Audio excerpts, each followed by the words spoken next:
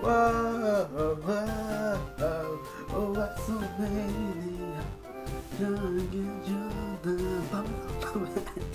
I gotta give up doing that. New Gen was weird, alright? New Gen WWF was weird. Welcome back to Pokemon Leaf Green Nuzlocke. Last time we started our adventure once again in Kanto region. This is what the second, third, fourth, millionth time anyone has ever been in Kanto. We like Kanto, apparently. I don't know. Or Game Freak does. Who knows? Point being, we started our adventure. Pidgey died a horrible death because I got distracted by my own stupidity. More importantly though, we did the first gym, which is not a surprise to anyone because we have ourselves a Bulbasaur. Speaking of Bulbasaur, guess what's up next? The water type. Ah, lovely. Also, Route 3/4. Now, if I was to spend my time looking at the tracker for a second, Route 3 our encounters can be Jigglypuff or Mankey.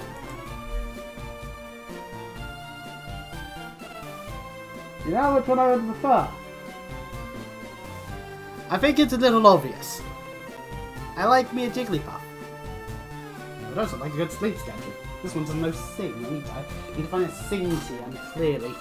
And then Route 4 is where we could get our hands on the Magikarp. We could also find a Sandshrew or a Mankey potentially. I don't know about weights. When it comes to this, of course, mt.moon has Geodude, Paras and Zubats as well as Jigglypuff. And inside Cerulean Sea is a bunch of things we can fish. So we can't actually do that there. Also, we don't have to fight Misty the moment we get into Cerulean because there is a rival fight. Our Pokemon may be a little low level for that though. At the present moment, because we have got routes to get through. But yes, currently our team of Cheese, the Rattata, Abby, the Kakuna, Jane, the Spearow, and Oliver, our beloved Bulbasaur. Lovely stuff to be had by all. Let us make our way through. Upon getting here, we get a Professor Okade, giving us running shoes because quality of life features. Whoopee! Where pressing the B button allows us to run, or in my case, the Z button on a keyboard, because I will admit that this is being done through emulator. There's no way I can't be doing this through any other method. I don't have GBA cartridges on hand. No way to stream that stuff. So now we have this. Yippee! Now, one thing I'm probably a little bit worried about is the fact that my team is maybe a little on the lower level side than I would like it to be. But there was a bug trainer right there, so maybe not so worried actually. First things first though, there's this youthful youth. That is the case. Alas! With a Pidgey. Trying to torment me still, I see. I see how it is. Prepare to get quick attack. And yes, it is currently WrestleMania weekend. WrestleMania Saturday happened at exactly midnight for me, so that was fun. I was asleep that time actually, fun fact, because I've actually been feeling a bit unwell. Well, my head's been going into the idea of splitting itself like a melon. Or at least it felt like it. So, you know, that's fun. You know what's also fun? Painkillers not working. It's just a point where it's just like, what am I meant to do? I think we're on -2 now? No? Okay, it doesn't matter. We did not need to quit on 1 health. Fucking hell. Cheese is proving itself. Still be useful to an extent. But yes, there is a bug trainer up front, so that means we need to ideally swap over to Jane. Kakuna, I'm not sure. I should probably evolve it into Beedrill. Maybe that's the thing. Maybe we'll hop off this route, go back down to like Route 2, do the grinding that I decided against doing because it's like, it's Brock, I have Bulbasaur, do the maths. But at the same time, clearly, well, because I said last stream, oh, I want to make sure that they're level 10 at the minimum, and then I didn't do that.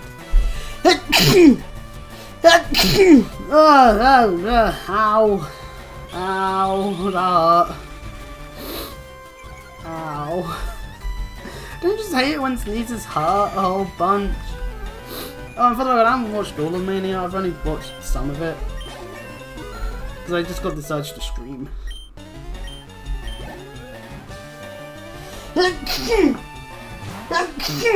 Oh, god damn it!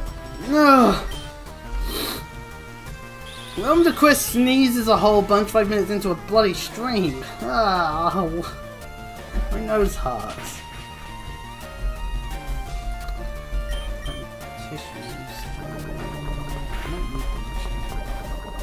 Oh, poisoning me, you fuckers. Well,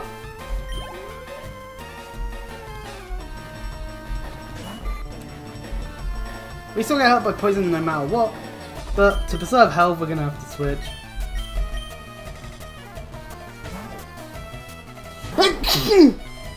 Ugh! What the hell? Why am I sneezing so much? Did someone secretly like leave something that my nose hates in here? Goku, what have you done? No, it's not Coach Plushie's fault. I can't just leave in mid-battle. But oh god, I'm going to sensation this. I'm gonna go look for some tissues. I've got to do some of my nose. Oh, ow! Wait there. Fucking hell.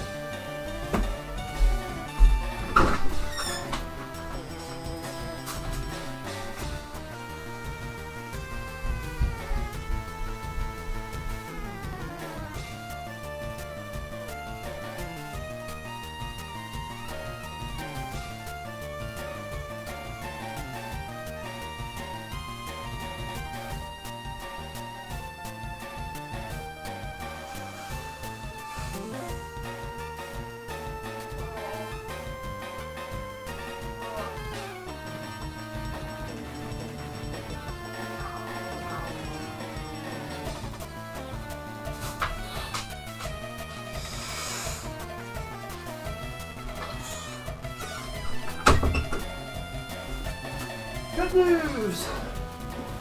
I still have tissues! Yay! Put them there. Oh boy, okay, wait. Oh, fucking hell. Wait, where were we? Oh yeah, fighting a Cappy. Oh, you know what, a bit. Trying to get this all cleared up before the stream. Oh, before go back to the camera, but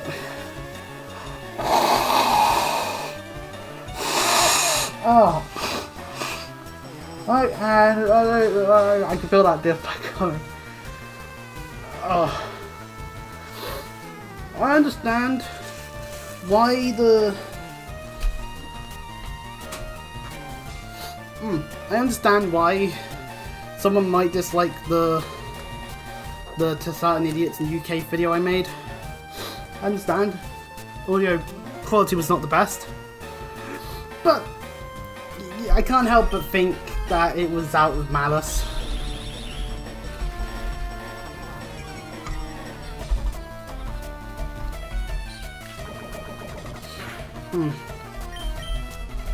Damn it, poison already! See, this is why I'm just like, I don't want to level a Kakuna anymore. It takes forever to fight anything! I can't just rely on switch training all the time.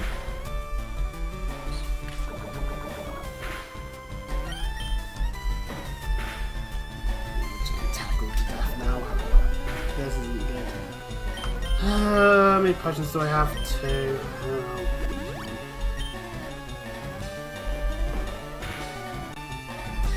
Am I going to have 4? Okay.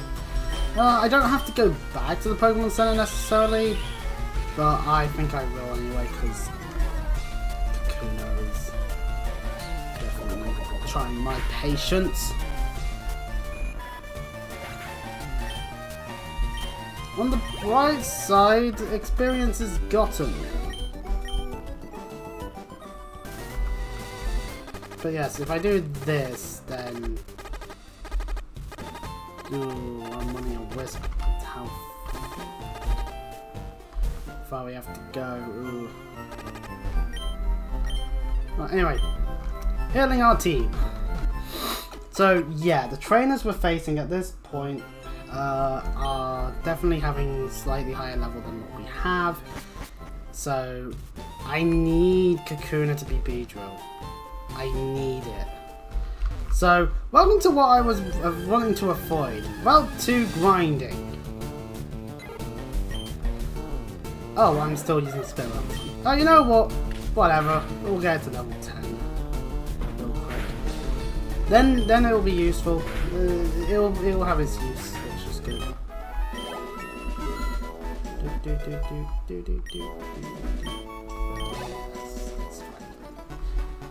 Spearow and Rattata, they're fine. Rattata, obviously, I want to get up to a level satisfactory to get things like Hyper Fang, because that will just increase our usability of Rattata. Rattata, not a bad Pokemon, actually. Like, if, say, I was doing this in Gen 1, getting your hands on Rattata's not the worst thing ever, actually.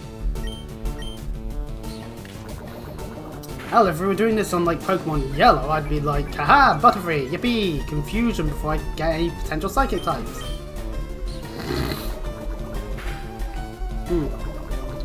So I do post a question in the description. This can be said. This can be responded to either by people who watch after this fact or during the stream, actually at any time. Which Pokemon games do you think are the easier ones to Nuzlocke, and which ones do you think are the harder ones to Nuzlocke? Obviously, in my opinion, in the easy category, we can put Pokemon Sword and Shield. I personally believe that there are actually quite easy games. To be able to, not just because of the quality of life, but because the wild areas work as a nice buffer zone to get a bunch of encounters. If you've got the Isle of Armor DLC, you get Cubfree. You can train Cubfree into Urshifu. Urshifu is fucking busted, and I didn't use an Urshifu during the Nuzlocke, so that says a lot. You get Eternatus, which basically hard counters. I'm running from Weedles, fuck that noise, I'm not spending 10 hours fighting a Weedle. You get a Eternatus which hard counters the Dynamaxing of Leon's Charizard. Like, my final stream is proof of that. Of the Sword Nuzlocke. Obviously, if you have a way of being able to beat the crap out of Peony's Steel types, which, by the way, they're level 70, then you have access to Count Tundra. You have access to the first Dynamax Adventure, which is a guaranteed Suicune. Well, it counted encounter of a Suicune, but I'm not sure if it would count. I wonder if it would be like the first one you fight would be your encounter? You know, Actually, I don't know how the Count Tundra would fare in terms of Nuzlocke rules. I've not really done the Count Tundra in general, to be honest. But you know what I'm thinking is what I'm saying. Whereas I actually want to say Gen 9 actually could be harder in some ways. I do want to one day go back to Gen 9 and try again. Maybe with Scarlet. Maybe that's the thing. Maybe I'm more understanding of which Pokemon exist in Scarlet than I am of Violet. Because obviously I've played Scarlet the most. Although I do have both, so, you know. Yeah, I'm one of these freaks that buy multiple versions of the same bloody game, but with minor differences. Right. The pain, the misery, the anguish that is leveling up a fucking Weedle or Caterpie. If this was Caterpie, we would have done so before Brock, because it is actually a good option, as like in the event of you chose Charmander or Bulbasaur / Squirtle, you don't want to have as your only hope. It's just that Brock is a real easy gym.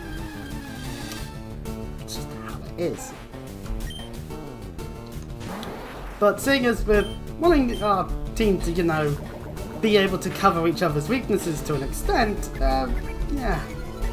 Now, sadly, I don't have any way of like putting a Pokemon to sleep, so it means that any Pokemon we do face, we're just gonna have to rely on just lowering health, which is a shame in that sense. But what can you do? Hurt by the poison. You know, when they don't actually get hit in, it's great. Kakuna does its job, and oh god, it's getting so little XP from this.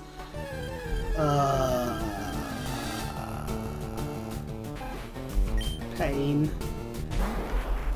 Anguish. And the speed ups don't seem to work the way that I hoped they do. Because at the end of the day, I think maybe because it's still got to emulate, it's still, I'm streaming on OBS, to YouTube, and of course, my, in general, hardware of my computer. Let's face it, I take one look at Windows 11 and it's just a hard no sign just crops up like no. And it's like, maybe I don't want Windows 11. Did Microsoft ever think of that?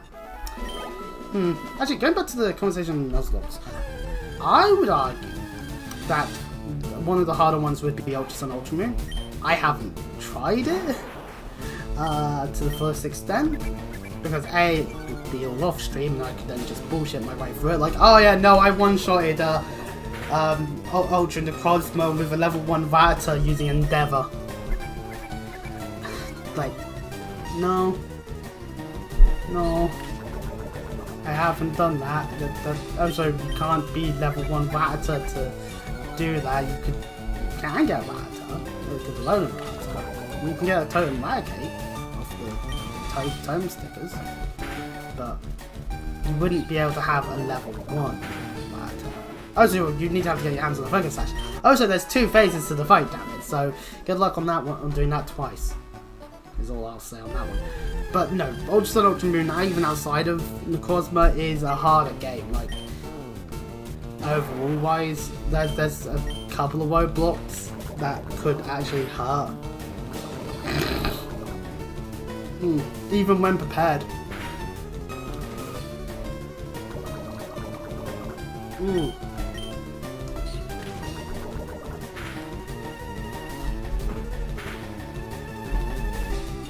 I think Gen 2 could be a mixed bag as a whole, because I've practiced with Crystal a little bit, and I think it is a mixed bag because of the limited Pokédex, due to the fact that what additions they did do were rather schizophrenic on whether you could actually get them in Johto or in the early to mid game at all. That makes it a bit harder to know for sure which Pokemon they added that would actually be good for the situation at hand. Some of the fights are just really weird in terms of level, and there's just the level, and then there's the mid game where everything kind of stays static for a while, which just means that you just end up in a situation where you're going to begin severely underleveled for any of the gym fights, but then you won't be. You'll be off level and then over level. I think that's why if you do it in the structure of going through all the fights to Cianwood, because the medicine and whatnot, and because you've got South, so it makes sense to go that way. The end result means Mahogany's a lot more easier for the gym, just by default, because by that point you have the shiny Gyarados. Pardon me. Due to shiny claws, you don't have to worry about the encounter on Lake of Rage as a whole. But understandably, if it's like, oh, you know, a static character, guaranteed shiny, if you want to exclude it from it, then you can always take repels, because it's a static encounter, not, hey, run around the lake for a bit, and maybe it will deign to show.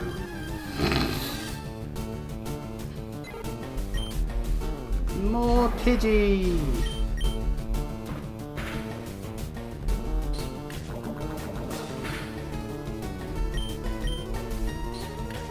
Ooh, we tie on speed! Oh, sand attack! My eyes! Oh no, not a crit. Right, well, and a miss to the sand attack. Right, we've got to use good old switcheroo then. Come out, cheese!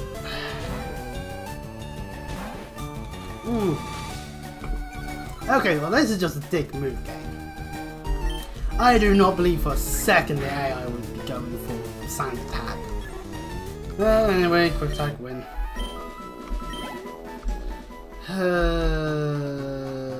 You know what, I might be able to just switch training on the trainers along the next route, to be honest. And then just return to Pokemon Center whenever I need to. I can understand. I do ponder, like, Emerald, how hard would that be, in my eyes, not really having as much experience with Hoenn. Or like Gen 5, where I have literally next to no experience with. I thought the anime looked stupid, and kind of just disapparated from Pokemon for a while. And then I turned back in Gen 6. Then again, I was a stupid child at the time, so... It's a level 11 Rattata! I'm gonna switch.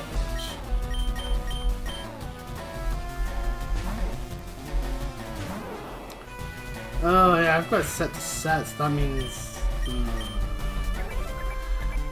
It means I'd have to switch to Kakuna, and then switch back. That actually is not fun. That's tedium, and switch training works best with switch rules and no pursuit.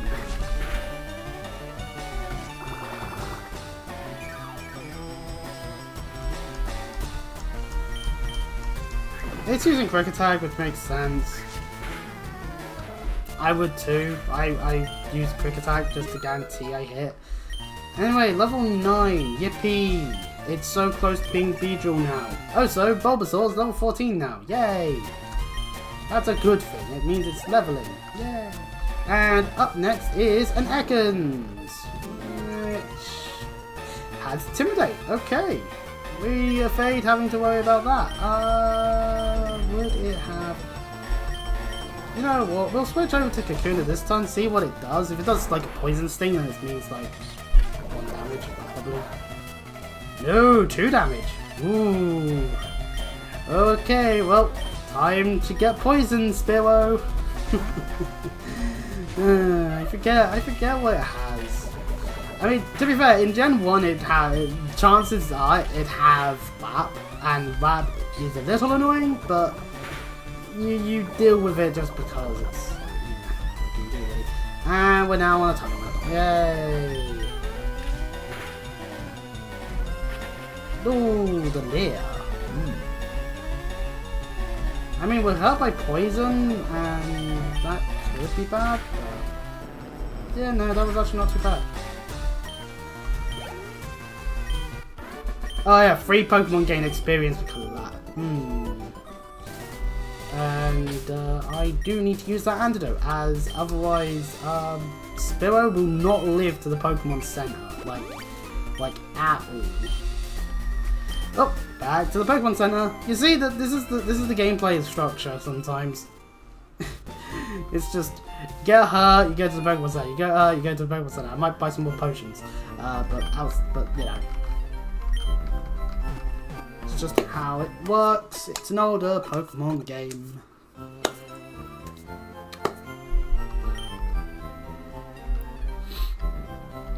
I'll be honest, from what I saw up to and including the US title match. I'll be honest, the World Tag title match could have been on more. I'm willing to give the benefit without being like, you know what, if they're going to give us a WrestleMania quality match, then I'm all for there being matches on the card that you might have not thought were supposed to be on WrestleMania. But I think, oh no, I'm not switching immediately. It's Bug Trader.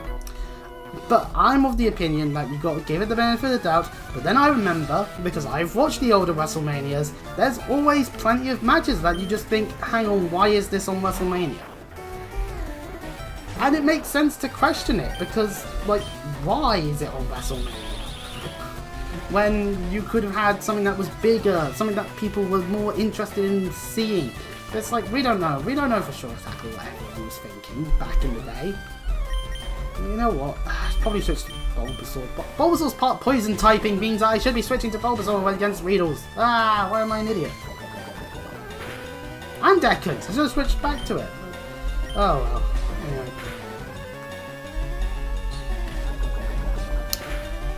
I personally just think that out of the matches I saw, like, it was the most not WrestleMania match, pretty much. I liked the finish of the match. I thought it was a good finish. I'm fine with the direction they're going with it, but yeah, it definitely felt a bit more low-key. But then again, the World Heavyweight title match opened the show. And there's a part of me that's just like, did it need to open? Did it? I don't know. Maybe that's just me. I feel like... There's a part of me... Maybe... No, then again, actually, no. You know what? The match was alright. The World Heavyweight title match was alright. It went the way that I expected it to at the end there, really, to be honest. As an overall structure of the match. I think at this point it'd be silly to think anything otherwise.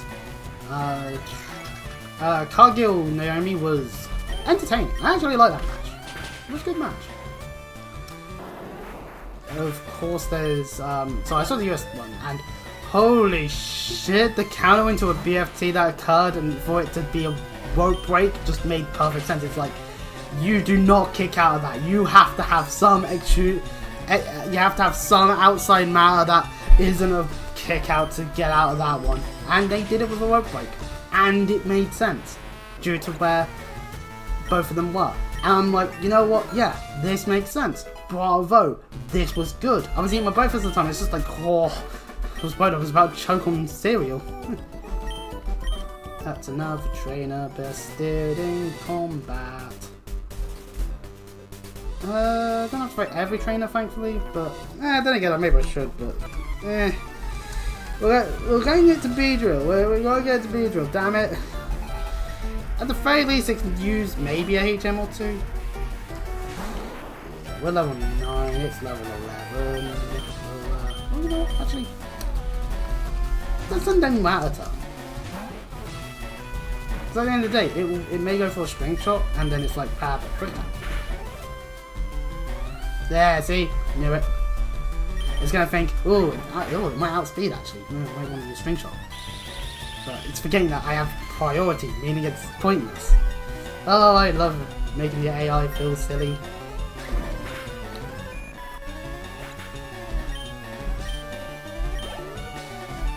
So like I said, I haven't watched all of Mania, and I don't know what's happened at Mania, so... which is a surprise to everyone. Sometimes I do a little bit, but it's almost 8 o'clock in the morning. I load up database, I can always look up what I'll be getting. So it's like, once it's B-Drill, I'm happy to poison it. Okay, we're gonna do that. It'll have Swarm, which strengthens bug moves when it's at 3rd health. The 3rd max health or less. Oh crap, my nose. Yay, the poison! I must be poison. Oh, fucking hell. My back!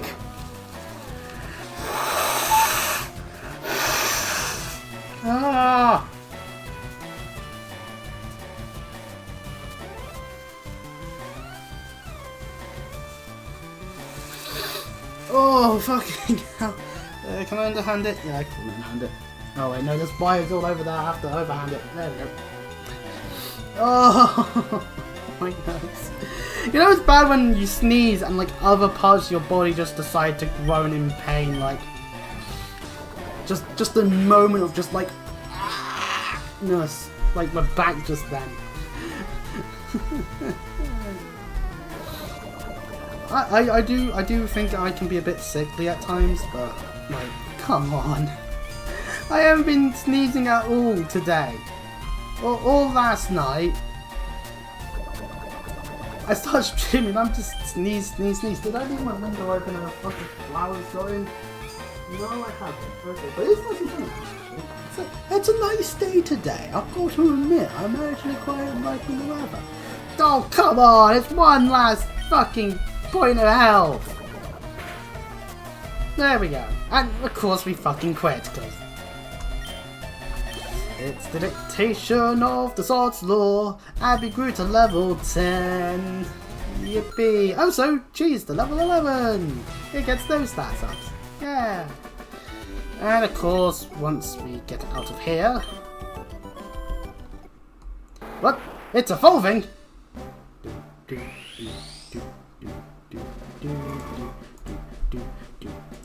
am not pressing E, thus I'm sorting that out. Bum, bum, bum. Oh, so I might as well whip myself, you know, apply a bear trap to my ankle or something. Some other means of torturing myself. Now, the positives of Beedrill. Has 90 base attack. That's actually not the worst thing ever. It actually also has 80 base special defense, meaning a few special attacks actually doesn't do as much damage to it as you might think, which is not a bad thing. I'm gonna glaze up my boy slash girl in this case of Beedrill. Look at it!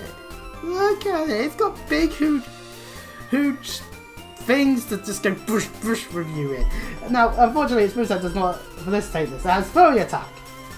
Furry Attack is one of those multi-moves, and we don't have loaded dice in this generation, so it doesn't do as much as you want it to. Twin Needle at level 20. Base 25 power. Does hit twice in the same turn, but it's 25 base power. Wage.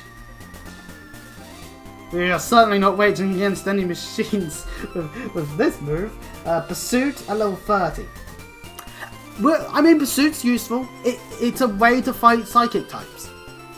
We'll happily take it. But it's Pursuit in Gen 3, so it's special. Nah. Pin Missile at level 35, and then that's really it, because agility is its like other move. It does get various moves through TMs and HMs, such as Protect. Sunny Day. Oh, okay, yeah, we could use that to set up weather and then switch to a better Pokemon. Solar Beam. So you can do the combination of Sunny Day and then Solar Beam, which, yeah, I mean, if you're doing it against the water type, then you'd probably just go for Solar Beam normally anyway, but, you know, Return, so, you know, out of happiness, that's not a bad move. Break, that's coverage. We always take some good coverage here. It does have access to Sludge Bomb in Gen 3. For whatever reason, Beedrill gets Sludge Bomb. You know what, I'll take it. Aerial Ace, I'll fucking take it. Thief, and of course it can use the HM01 and HM06. What's special in 5D3? I know Cut is, because yeah, but that's normal.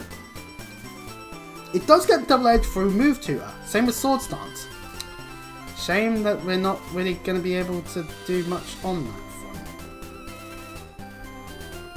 Well, anyhows, with that, we've now got ourselves our lovely Beedrill. Decent statistics in some ways. That special attack stat is so shit. It's so shit. Any special maneuver we have is pointless. But now it can be used as a HM slave. Well, no, it can be used for Cut. We can give it Cut. Grass! What we encountering? That's Nidoran female.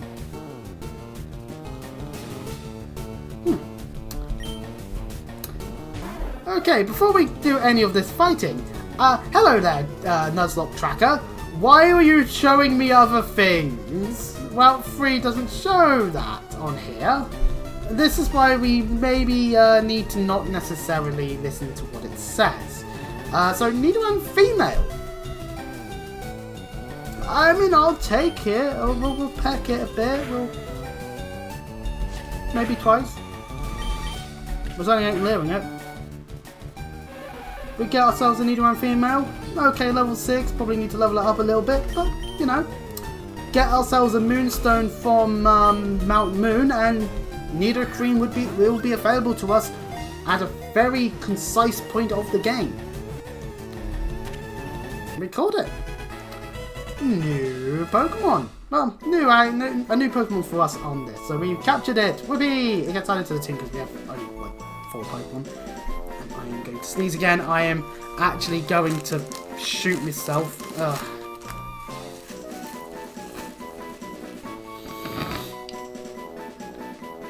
Okay, the sensation's still there.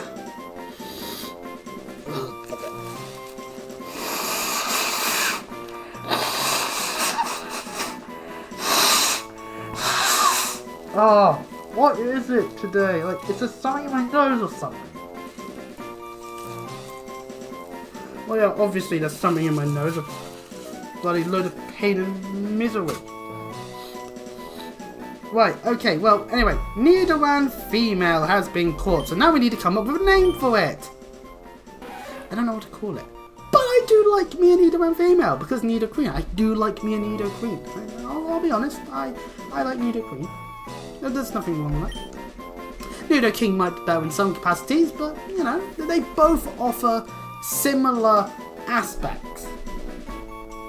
Now, if we look forward in time, it does have either Poison Point or Rivalry. I might prefer Poison Point in some ways. Its hidden ability is Hustle. Huh. Shame we don't have that. But if we get ourselves up to the point of having Nidoqueen, if we were able to get its hidden ability, we would have been able to have a much better Pokemon. But, you know, 5/5 base stats at this point is not a bad thing. Has wherever you've gone from there, but like we used the Moonstone early enough. If we get a Moonstone early enough, Body Slam. That's quite a nice move to get, and we don't have to use the TM later. Now they actually did give Nidoqueen a new move, Superpower, at level 43. So if we're in for the long haul with Nidoran female, that's a thing. Of course, Nidoran female as a whole, once it's level 12, will have Double Kick, a decent fighting maneuver. Sadly, Poison Sting, not so useful. Bite, yeah, that's better. Gets Crunch at 47, so if you keep Nidoran female the entire time, it's got options. I'll give it that. It gets Iron Tail. Well, that's good coverage, actually. So what do we call it? That's the thing. This is the thing. We're just like... well, that's the thing. We're just... Gotta figure this one out, you know? I'm just trying to think. What sort of name do I give it?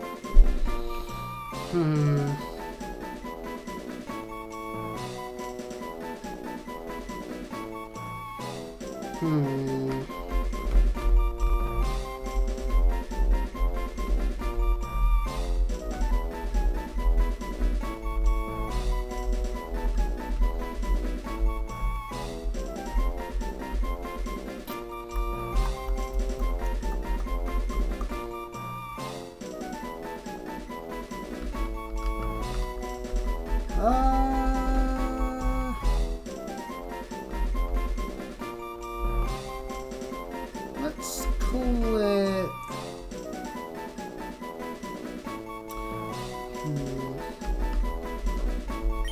Let's call it... Maddie. If I've misspelled the name, then you can tell me in the comments. Or on the stream. Either or. And of course we do have to go into our menu to see what nature it is. You can't look at it otherwise. Damn you game mechanics. It's Lax. A Lax Nidoran female. Okay, Lax is a defense up, spidif down. Which means, yeah, okay, so it's going to be able to take a more better physical hit and has Poison Point. So there is just a chance on contact that it poisons the enemy. Lovely stuff. Oh, I was running. I forgot. Gen 3, which means running shoes. If you're running past the Pokemon trainer that can turn, they'll turn. Hey, look, it's a trainer that has a Jigglypuff. Best trainer. They understand the epitome of perfection.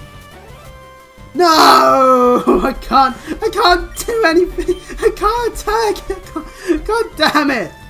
Disable, ladies and gentlemen. An annoying maneuver. And it's going to use defense skill, huh? Well, that's fine then. We're just going to be in this rigmarole until I can start using Peck again then. Have your defense lowered, you bitch? And I'm allowed to say that in this case because Jigglypuff has decided to act like one. I have one right here that is precious and, you know, gets all the head pats, no matter how aggressive I do them. Or how like I do them. So, you know, we should hopefully be done with the disabled for now, I would have hoped, but I love this. This is just, we are basically doing nothing. Yay, I'm disabled no more. And I'm still using there. You know what, actually, you know what, I might turn this out, disabled. I tried to use disable. Well, in that case, this makes going to do more damage. Just good old. Oh, god damn it. See, that's the thing. It could have just done that. It could have done that the entire time. Sing. It sung it out. Insert some song about singing. And now it's going to try and use Disable. Haha, I woke up quickly enough, you foolish Jigglypuff. I peck you to death. Last Bobbin has been defeated. Fair enough. But yes, turners are like that. I forgot about that. Maybe I've been playing too many generational games that don't do that shit. Ooh. When does it start being Route 4? Yeah, there we go. 1 Route 4. However, on this part of Route 4, there isn't really much going on. The grass is on the other side. However... Sorry to shout. However, there is actually an encounter we can get at this part of Route 4. This guy here. He has a Magikarp for 500 Poké Dollars. Now, the dilemma is,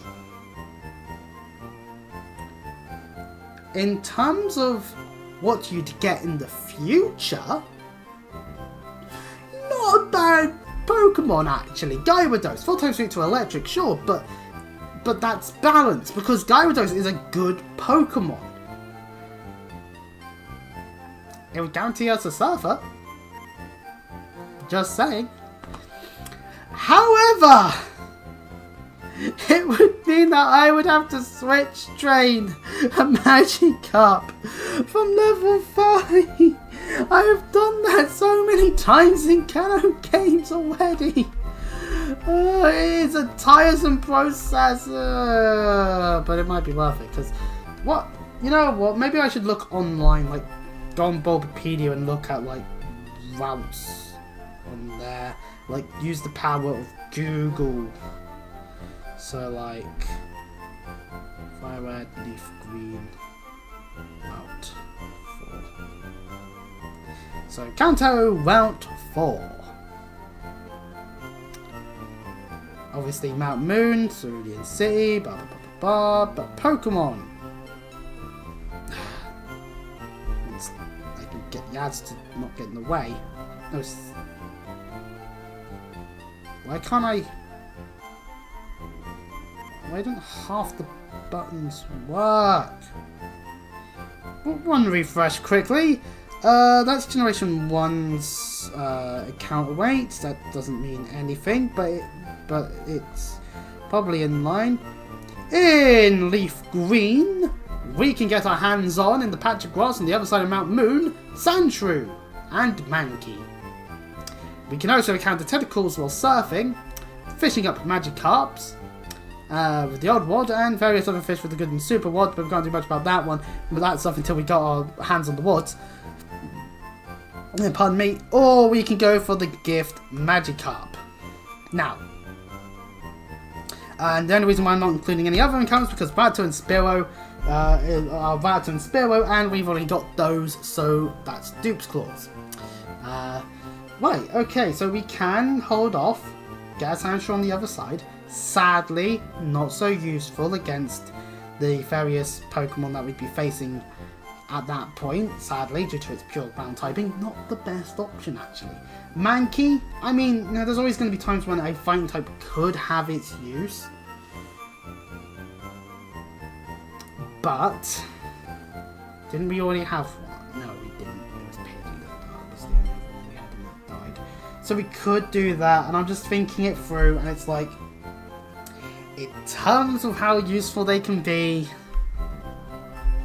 this is actually not useful.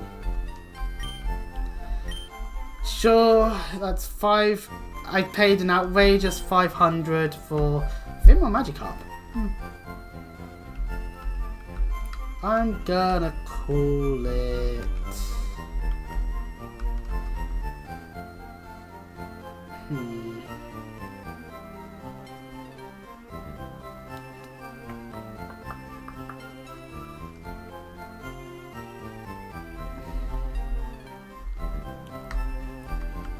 I'm going to call it?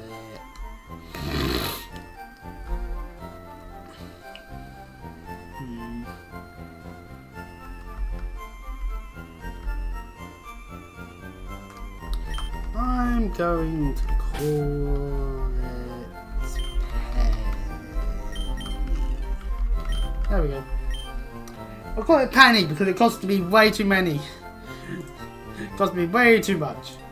But it does count as our encounter. So I'll take it as that.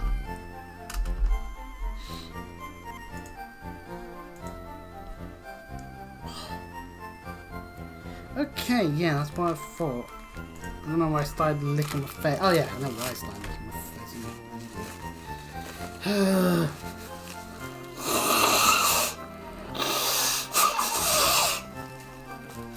Oh, why is my nose so... Well, I'm getting rid of all those tissues real quick. So yes, we now have a Magikarp. I'm weighing my options. We also have a full team now, which means Pokemon will go in the box finally. And it's Sassy. Okay. It's Sassy. That means it's speed down. Has Swift Swim, which means its speed gets raised in the rain, but its stats are absolutely outpoint, and it will only know Splash. How lovely! Thank you, game. I enjoy being forced into Pokemon that aren't the best. Anyway, my team's actually nicely healed actually right now. So heading on out onto the route, we can now head on into Mount Moon. I'm now going to just use Bulbapedia for the actual encounter weights, and if I need to look up anything, I can. I'm not going to go too hard on it because, you know, I don't need Gen 1, I need Gen 3. There's also the Gen 2 stuff, but that's whatever. In Generation 3, on the first floor, we can get our hands on Zubat, Geodude, Paras, and Clefairy. Clefairy, sadly, is a 1% chance. Oh no, there's a mysterious cut where I end up getting the 1% chance of Clefairy. No. I take 5% Paras. I don't mind Super Geodude, it's just... Sadly, this is Fire Leaf Green, and for whatever reason, we're not allowed Crobat. Yeah, they make it so you can't get Crobat in this game.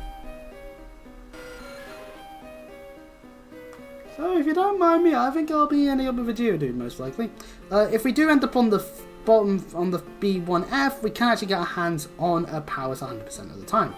It'll be a lower level one though.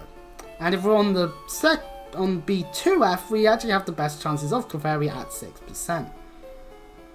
And then Gen 4 will have the various stuff for that. And oh yeah, they made it so there's a 1% chance of Onyx in Gen 7. Huh. And a really rare spawn of Chansey. How bizarre. Well, that's good to know. So yeah, Mount Moon is our first full-on cave. Moving through the cave, we get an encounter basically...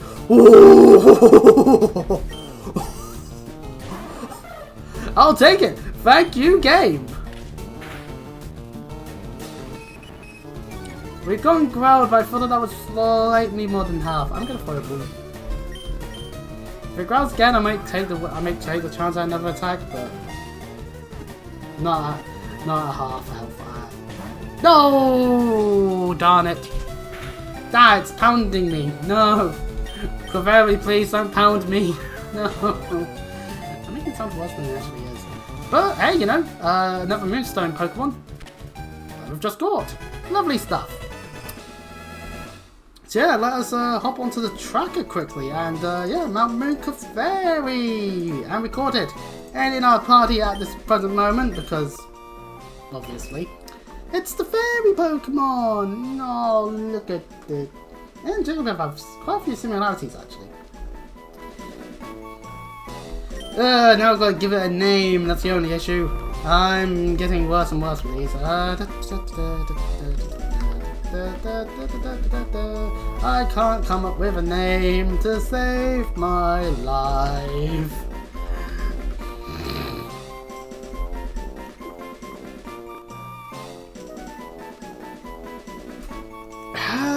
actually, yes, I can.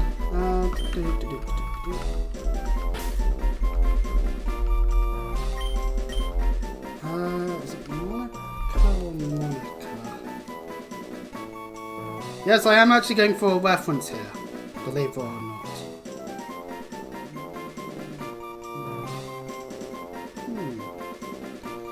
Yeah, it is. It's Monica, not Monica. Good. I'm being smart. I'm looking into things before doing the name, and then not mucking it up. Monica.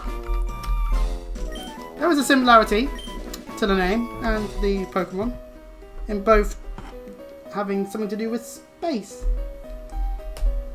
And that's all I'm giving. Figure out the reference for yourselves, fuckers. For everyone that does figure out, then you're good in my books. Damn it, I didn't want to go back into the cave just then. I want to consider my options for my team now. We have actually now got more than 6 Pokemon, finally. Which does mean, first of all, just going to do this. Since we're by the Pokemon Center, I'll take the opportunity.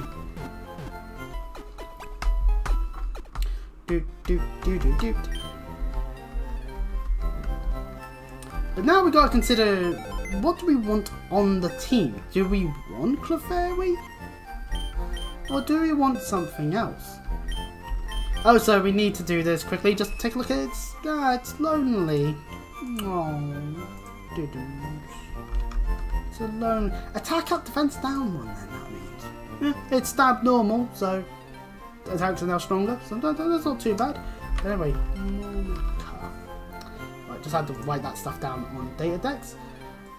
So yeah, with that in mind, it has Cute Charm, infatuates on contact. Yeah, we love Cute Charm. It's so fun to fight again. Has Encore. That's a neat little thing. Just like, oh, what's this? You used a stupid move. Now you have to use it more. But rather gimmicky. I'm just considering my options. You know, we could maybe box Beedrill. I'm actually considering boxing it. It's like, I like Beedrill, but at the same time, in terms of a Nuzlocke, it needs a lot of high maintenance, and we're already going to be grinding a bit. So yeah, Beedrill gets boxed for the time being. We can always put it back on the team in due time. You never know. So yep, goodbye Beedrill for the moment. Hello Clefairy! For the time being. I don't know if Clefairy's fully healed due to it going into the box, so I'll just do a quick heal to make sure it is. I'm going to take my jacket off, not my top off. No, I'm staying top. I am staying topped. I do not need to be topless. Topless quest. Let's not think about that one. Trust me, it would not be firing.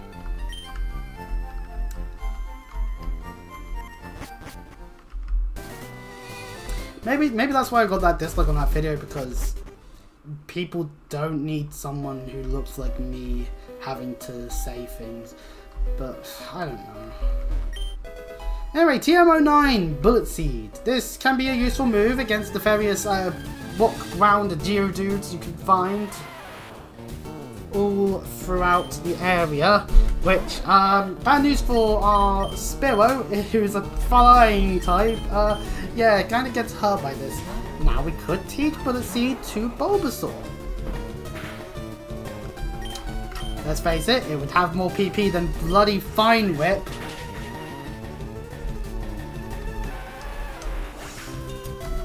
But yeah. This is why we could grind a bit in mt.moon a little bit. Maybe, you know what, actually yeah, if I'm going to grind, I'm going to need to switch who's up front, and that means we need to do that. Train of battle. Suspicious men are in the caves. Oh no. But a bug catcher attack? It's Kent. With his Weedle. Wheedling about. The menace that he is. But yes. Actually, you know what? It's a Weedle. I can send in my Nidoran. Because it is a poison type. As they went for String Shot. Bizarrely, I mean, why? Magikarp has no moves. If I'm foolish enough to want to fight using a Magikarp, that's on me. Personally.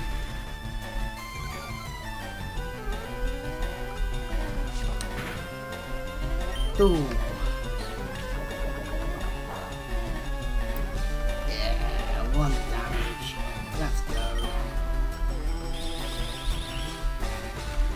Any way for us to get more experience on the Pokemon that need it the most, the better. Maybe getting Ivysaur, the levels needed to come, Bulbasaur to become Ivysaur wouldn't be a bad thing either. If anything, we want Bulbasaur to be Ivysaur by the time we do get to Cerulean, so that Misty isn't going to be a complete and utter moment. Hell, maybe getting Nidoran female or up to Nidoqueen will be useful as well. Something that would be not as affected by the fire typing. Can be poisoned, but no, can't be poisoned. Can be burned. That's what I'm trying to say. Damn statuses being similar.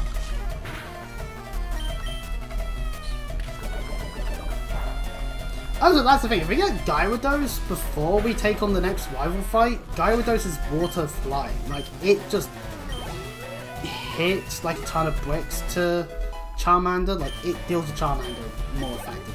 If it had a water type move by that point as well, that'd be even better. We're just gonna stay in and just do Scratch. I don't know, the whole switch thing. Especially since it's a Kakuna, it's gonna use Harden. We're gonna be spending a long time here anyway. Like, let's face it. In Pokemon Yellow, you will already possibly be close to having Nidorina, or you would have, or Nidoran, or Nidorino even, and even then maybe, and if not, or straight up you do, and you find a Moonstone. Which doesn't mean I need to find 2 Moonstones. I'm gonna actually have to check if it's possible to even find 2 Moonstones. So while I'm just spamming Scratch, back to Bulbapedia we go for the items. I am on the wrong thing.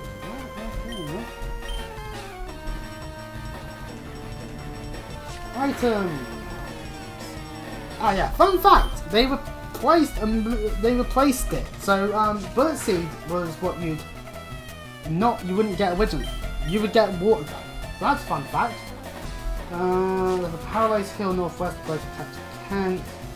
And there's a potion, there's the Rare Candy in the corner, we can utilise that quite well. There's an escape rope that can be useful. There's the Moonstone Northwest area, so that will be useful for us. There's also TM46, Thief, that'll be useful. Oh yeah, they made it to the daily Moonstones in Pokemon. Just looking to see if there's a second one. There is. It's on a walk hidden. Okay, right. Which means we'll have to go off of that then.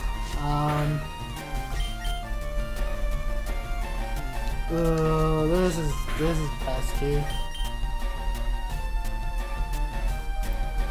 So yeah, it's literally like right before the Helix Stone Fossil Trainer guy that you have to fight to get your hands on one of them. So that means we'll get 2 Moonstones. We are able to get Clefable and Nidoqueen. Now, with Clefairy, since it is able to evolve immediately, the moment we get our hands on a Moonstone, we do need to just double check what there is that we've begun learning via level up with a Clefairy before we just go swinging into switching it up into Clefable. If we want moves, we currently have, at the very least, Pound, Growl, Encore, Sing at level 9, Tail Whip here with 9, lowers the defense, almost level 9 as well, ooh, bad. Double Slap at level 13, Follow Me at level 17, that's more for double battles, Minimize at level 21, it's not a bad thing overall, boys. Pardon me. So yeah, here's a Paralyze Heal that could be useful against things that paralyze you.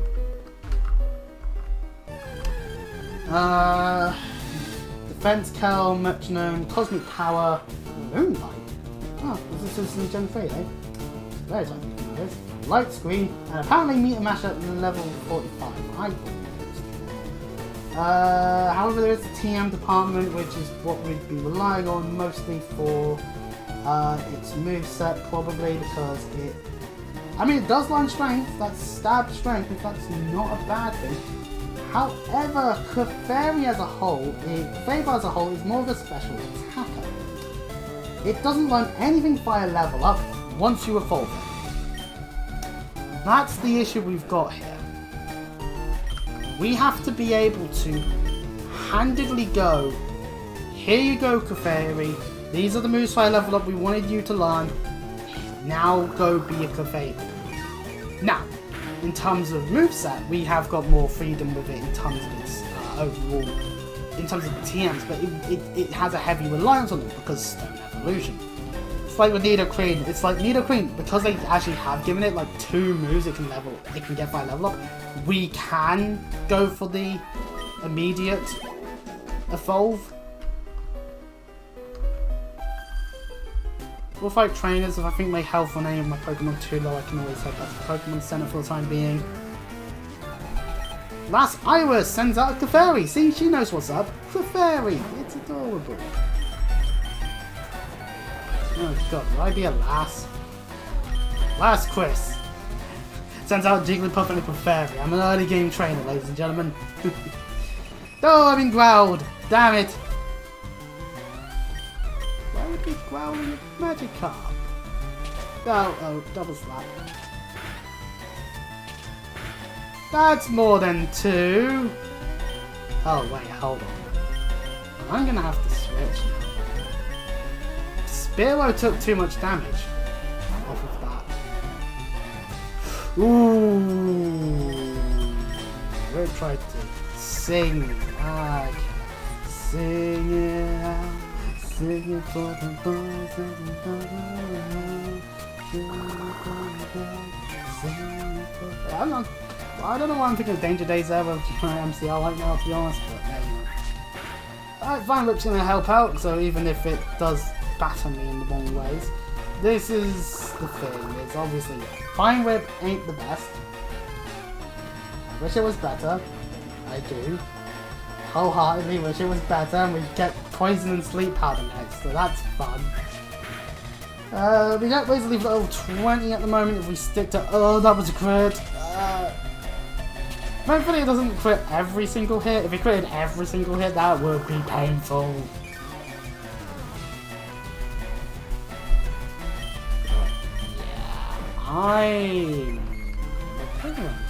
Okay, I need to level up some of these Pokemon. Fucking hell.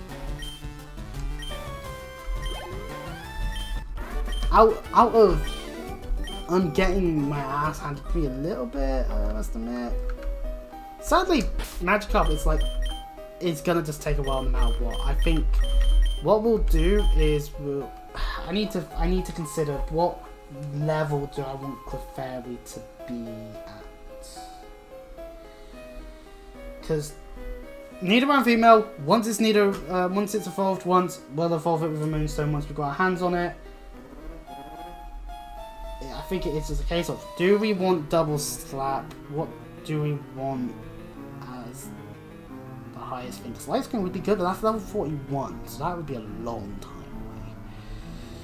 More importantly, will probably just be what TMs we would theoretically give Clefairy, really. Water Pulse, that could be useful. In Power, Sunny Day, Ice Beam, Hyper Beam, that's always a fun time. Frustration, not so useful. Solar Beam, Iron Tail, Thunderbolt, if we get a hand on that one. Dig, it's always nice to have something that can use Dig effectively. Psychic, Shadow Ball, Shockwave, Flamethrower, Fire Blast, Strength. So it's got stuff to it, but I guess for now we'll just have to hold off until we've got our hands on a Moonstone, well, on 2 Moonstones. That's the second one. So I think for the moment we're definitely going to switch train Nidoran female a little. So if I like do that a little bit while making my way through, that would be a good thing. Actually, how well does it scratch a Zubat? Because Leech Life shouldn't do too much. Yeah, it does 1 damage. Just 1 damage. Melton Zubats, we can take on Melton Zubats. Has Astonish. Okay, never mind, maybe we can't. But Clefairy could fight it, still. Actually, yeah. It's relying on Astonish. It's gonna flinch.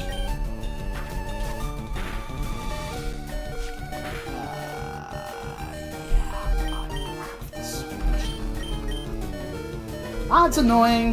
That is a little annoying, I'll admit. effect with that. We can't encore it either, sadly. See, that's the thing. We can at least try and predict whether it's going to go for Leech Life or... Haha! Good job, you fool! It's in love! I wouldn't want to be in love with Monica, to be honest, too bad. I realised what I've done there a little bit.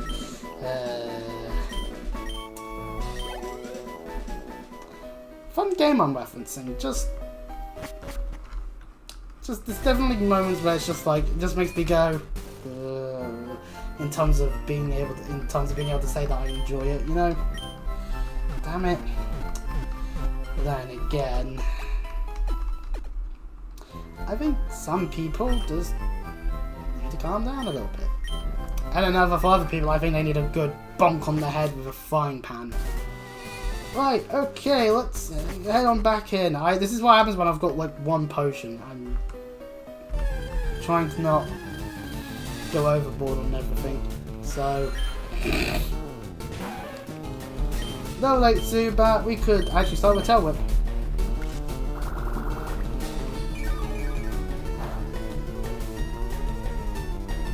Because it might not have Astonish yet, which means it'll be an easier time.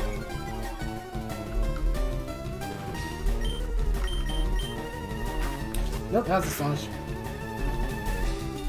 And it crit! Fuck! I hate it when random critical hits is bullshit. Tinkle just too fans have had it. What's with the critting? Fuck's sake. It's like, here's this genius idea that will mean that I'm not going to be having to worry as much. Game. So anyway, we're going to flinch spam you. No, well, A, it's an attempt to flinch spam, and B, yeah, we're just going to have Astonish, like, crit multiple times over. It's like, what can you do? What can you do when Astonish crits? Yeah. It's like right now, does this one have Astonish? We don't know. It's gone for Leech Life again.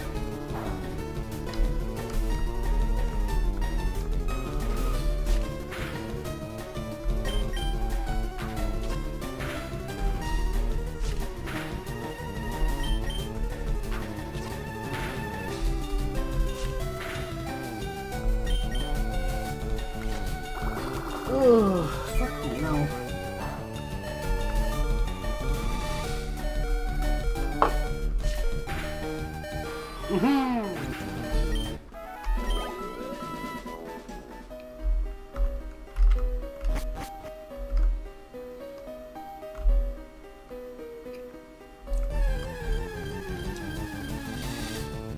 I was going to say, where was the encounter? There's a Powers. Now we are going to switch. We're going to switch specifically to Spearow.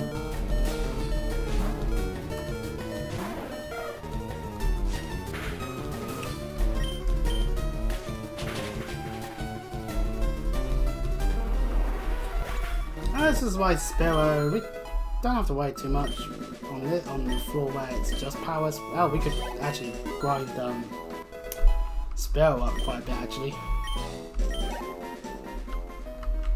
Just using powers alone. Oh no, it's a rocket grunt!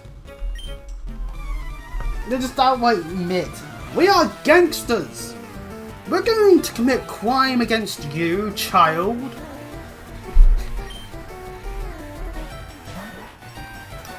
And they start off with a Sandshrew.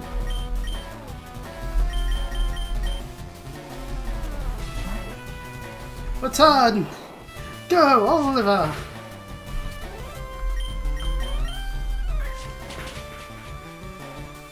Ooh. One elf! God! Hate it when it happens.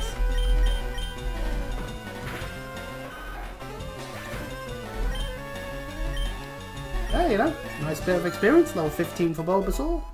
Bulbasaur. I like me a Bulbasaur. It's trying to run Poison Powder. No. I don't want Poison Powder now. Sleep Powder on the other hand. Oh, I'll happily take me a Sleep Powder. Ho ho ho ho ho.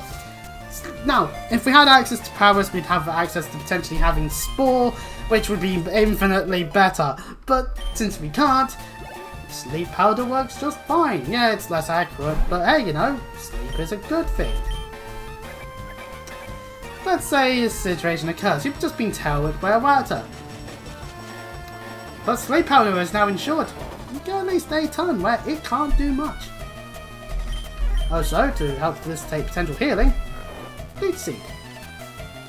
Obviously, yes, we could probably later on have access to things like Synthesis and whatnot, but for the time being, a good old Leech Seed does a job quite well, because now it's asleep, unless it wakes up. Fuck! Sadly, it woke up immediately, practically. Like, turn 2, that's the closest to just immediate it can be. But hey, you know, it happens. I can't control it, sadly. Well, anyway, more experience for Bulbasaur, yippee. And then lastly is a Zubat.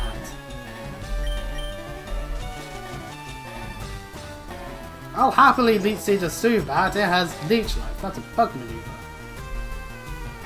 And sadly, one turn of its sleep counter already gets up because... Okay, good. We got 2 turns at the very least. Hey, this ain't Gen 1 where waking up costs you the turn.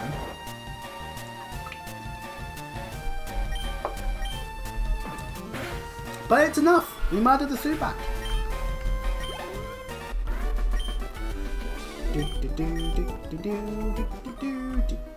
Right. Over here be the star piece.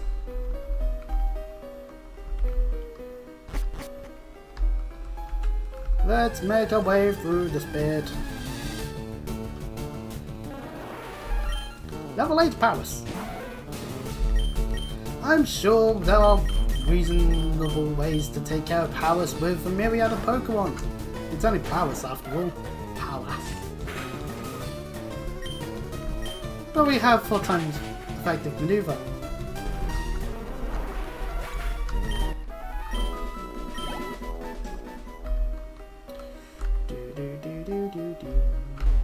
Actually, yeah, you know what? We can use this a little bit.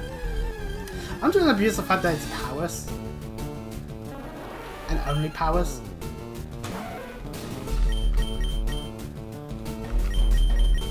Well, I could switch to cheese a little bit, a couple of times actually as well. Because it will just do good stab moves. That's my logic.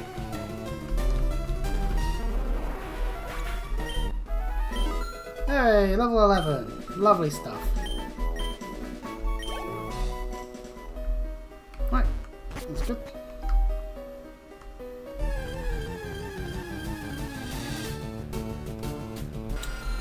Do that.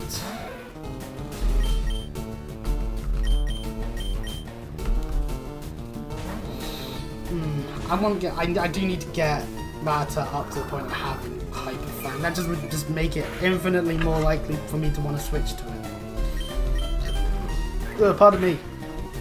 This is the issue about having several Pokemon I need to grind up other than Bulbasaur right now.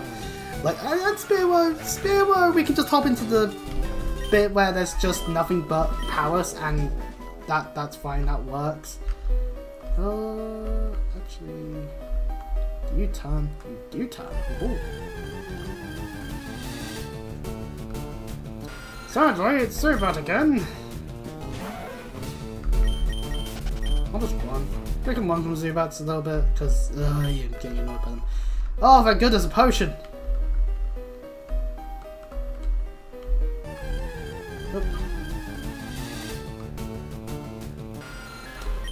It's a Zubat time, I say so enthusiastically. The downside of stone evolutions will be forever the ones that don't have anything after evolving with the stone. It's a real shame, really, to be honest. It's just how it is. It's a shame, but you know, I love when when Pokemon choose to go for ghost type moves on normal types. It makes so much sense, you know, unless they have Scrappy, in which case that makes perfect sense. Because Scrappy works the way it does, you know, where you gain the power to beat up ghosts. Yeah, it's a caterpillar! Unfortunately, my Pokemon isn't so relatively hard. So, switch. I was about to do so. Peck! Did we need to quit? It's only 2 times effective, so who knows? It's a Metapod! Well, let's just peck it while we're ahead then. Ooh. Almost. So yeah, maybe the crit was. Then again, Metapod's got more bulk in terms of the defense. So, yeah, too short, it's fine, I guess. And there's a Butterfree last, or nope, just another Cappy. Okay, well, we'll just bag it then. Oh no, we did need the quit then. Huh. Interesting.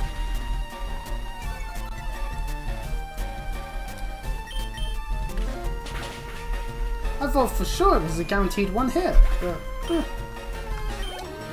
I guess the Cappies aren't because it's only 2 times effective. Right, this is a rare candy. We can use this at say level 19 of a Magikarp and just skip over the whole rigmarole of just that one more. Geodude. See, lower level Geodudes, this is fine. We can switch over to Bulbasaur, do a Fine Whip, job done. Once they start having self-destruct though, we can't, because self-destruct will just murder 1 or 2 Pokemon in the process. Well, actually no, 1 Pokemon, but if it's trying to fight where there's another Pokemon, that could end up having more dead very quickly, actually. Let us take the time to head back. We got a lot of Mount Moon to cover still. And a lot of Subats to encounter. I want to encounter them under the safety of having health. Was that too much to ask for these days?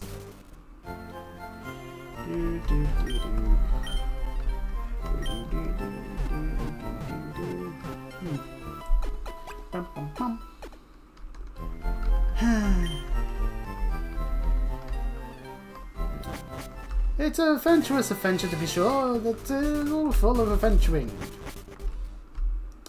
Do I even know what words I'm saying these days? Well, anyways, since I'm doing Zubat.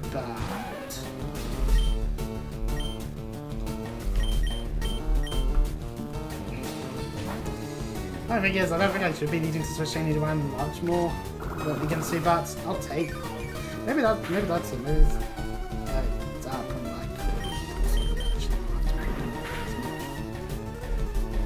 that's a stab crit attack.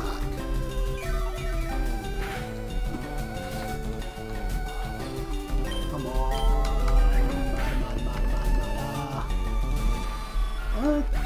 Quit. It's fine. So there we get the last.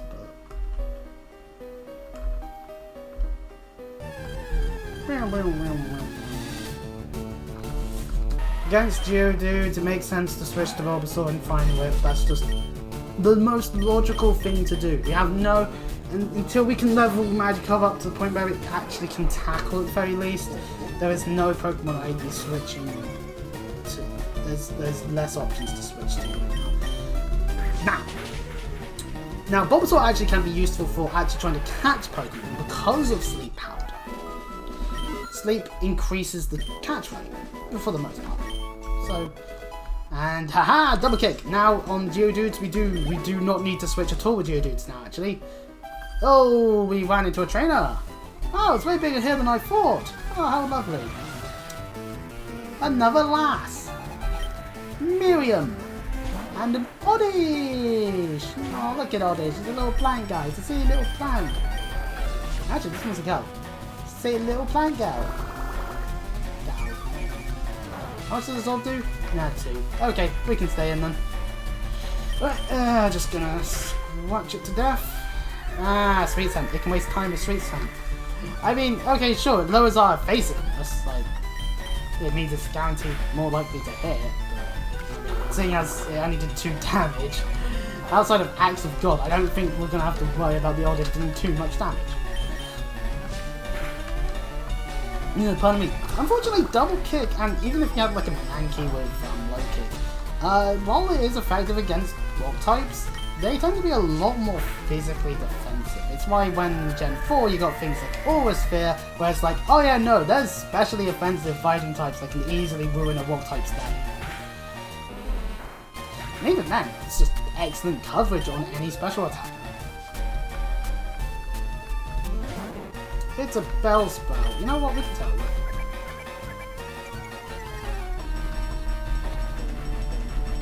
Ah, whap. We've been whapped. We're now taking damage over time for a little bit. We'll tail whip again. And unlike Gen 1, this hasn't locked us out of moves altogether, but it also hasn't locked Bellsp out with moves, which means it just gets to waste its special attack, which can be an issue because it does have access, because it may have access to Fine Whip at this point, which could actually help. Let's go for a second one. Okay. We only did that much, or we did barely just under half. Don't think we won't do as much because the poison typing. Ah, there's the Fine Whip. Not very effective though. And we're free from the wrap. Yippee! Alrighty then. More XP. Whoopee! We did a good job. Maddie's now level 13. Woo!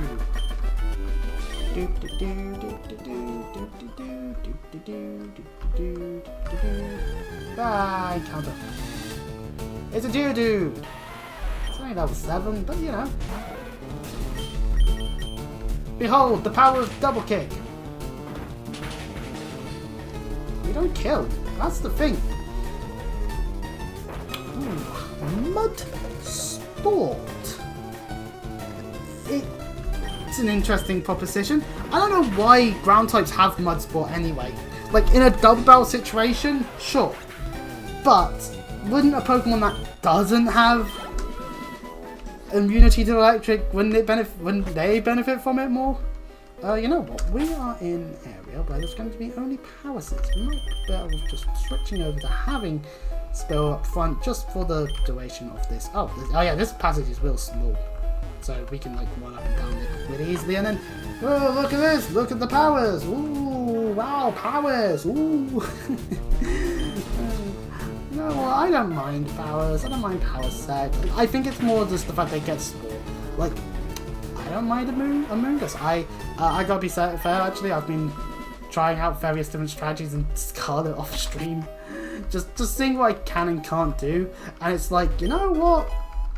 Yeah, Among Us is really good comparatively for good reason. Just access to so much good utility that it's just like, yeah, it makes sense that people use it. I could have swapped. It's like almost level 13. Yeah, let's fight the trainer.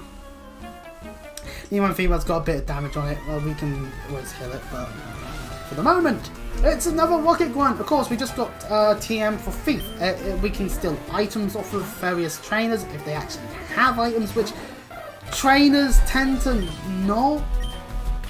Rather bizarrely, like it's like here's a move that lets you steal items. Also, here's no items. It's like, it's kind of useless, but it is a dark type maneuver that we can teach Pokemon that could then have a way of dealing with those damn tangled psychic types. Sadly, Dark is special, so it's most optimized on a special attacker, but psychic types are especially defensive. Shit. Fury attack on Spearow. See, Fury attack, it's just not as good as I want it to be. And Intimidate, which means I'll happily swap. I will happily do a bit of a switcheroo with Bulbasaur. Ah, it was a Leer. No? Okay. That makes sense. Bulba Speed Powder.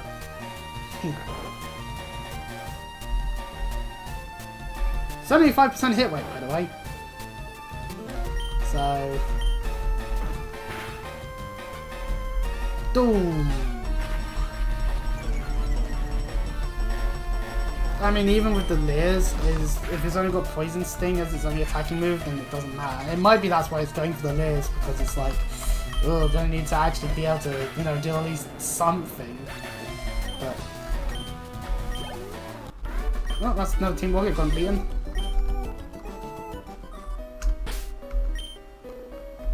Oh yeah, we better head back through the palace bit. Alright,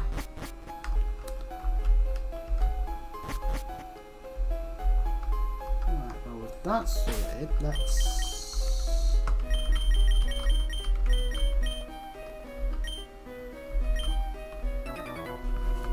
try and guarantee experience for it so we can get it to the point of it being able to be. Youngster Josh sends out a rat. And we send out not a rat. This tackle did about that much, but then Poison Point worked in our favour. Thanks for making contact there. Rat attack is now double kick. See, that's what having a lower physical defense does. It means that a double kick does do quite a nice bit there. Like, that's just more XP. Whoopee! And then have to switch, which is good. And then it sends out another rat!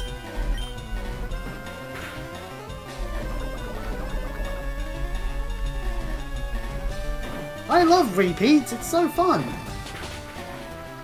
Number of times I would actually watch things on like Boomerang or Dave, like they had like various Wii ones. Like I saw a lot of Hanna-Barbera stuff as a kid. But only because I watched like Boomerang, which would show like a billion reruns of all the various Hanna-Barbera stuff. Maybe to a bit of ad nauseam. Maybe a tad. But that is what happened. And yet I was more Nickelodeon than I was Cartoon Network at points, which is weird.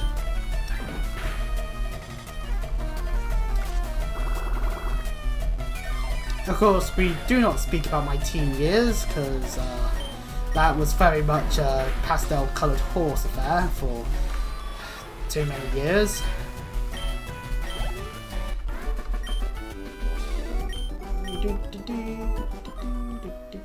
I'm going to actually use a potion now.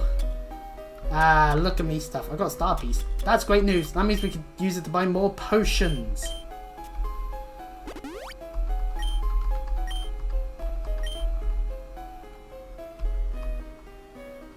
There is a hiker there, but we can consider it. Hello, Zubat.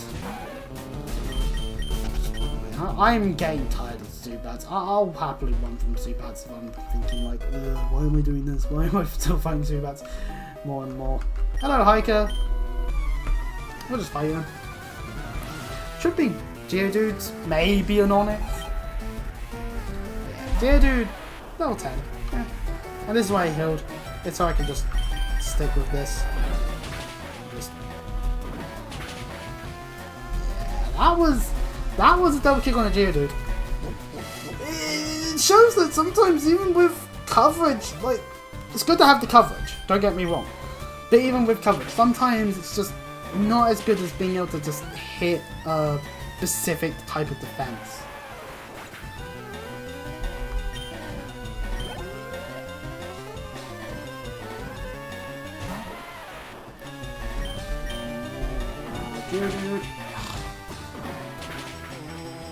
I mean, at least we're still 2 hitting, essentially.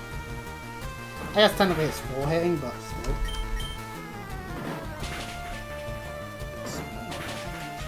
Oh. A bit of an itch. Gotta be careful because my nails are sharp. Level 15! We're a level away. Ah, here's an Onyx. You know what, yeah, let's switch. It has high enough physical defense where it's like, yeah, it's going to take a bit.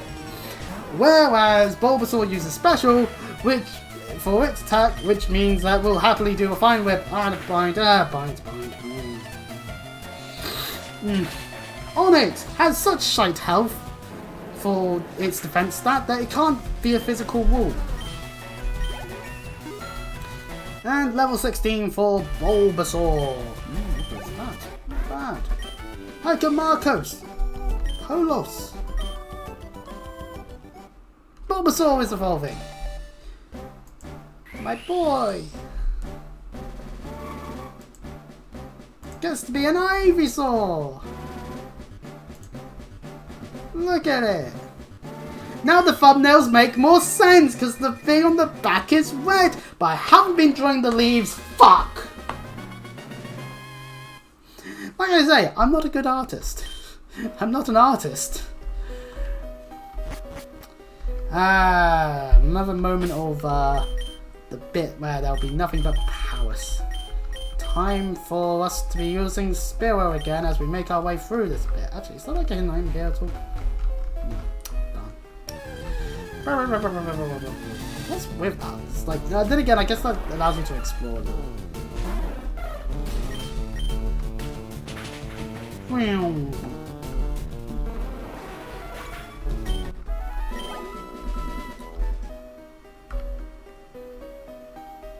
Man, we are not getting as many powers encounters as I thought. Just in terms of the step count, I would have thought I would have had more of these bits. Which means we haven't done as much with what we want with Spearow, because I've got to try and get my Pokemon up to at least 20, because otherwise, oh boy. I want Spearow to have a bit more speed. I'm using this opportunity.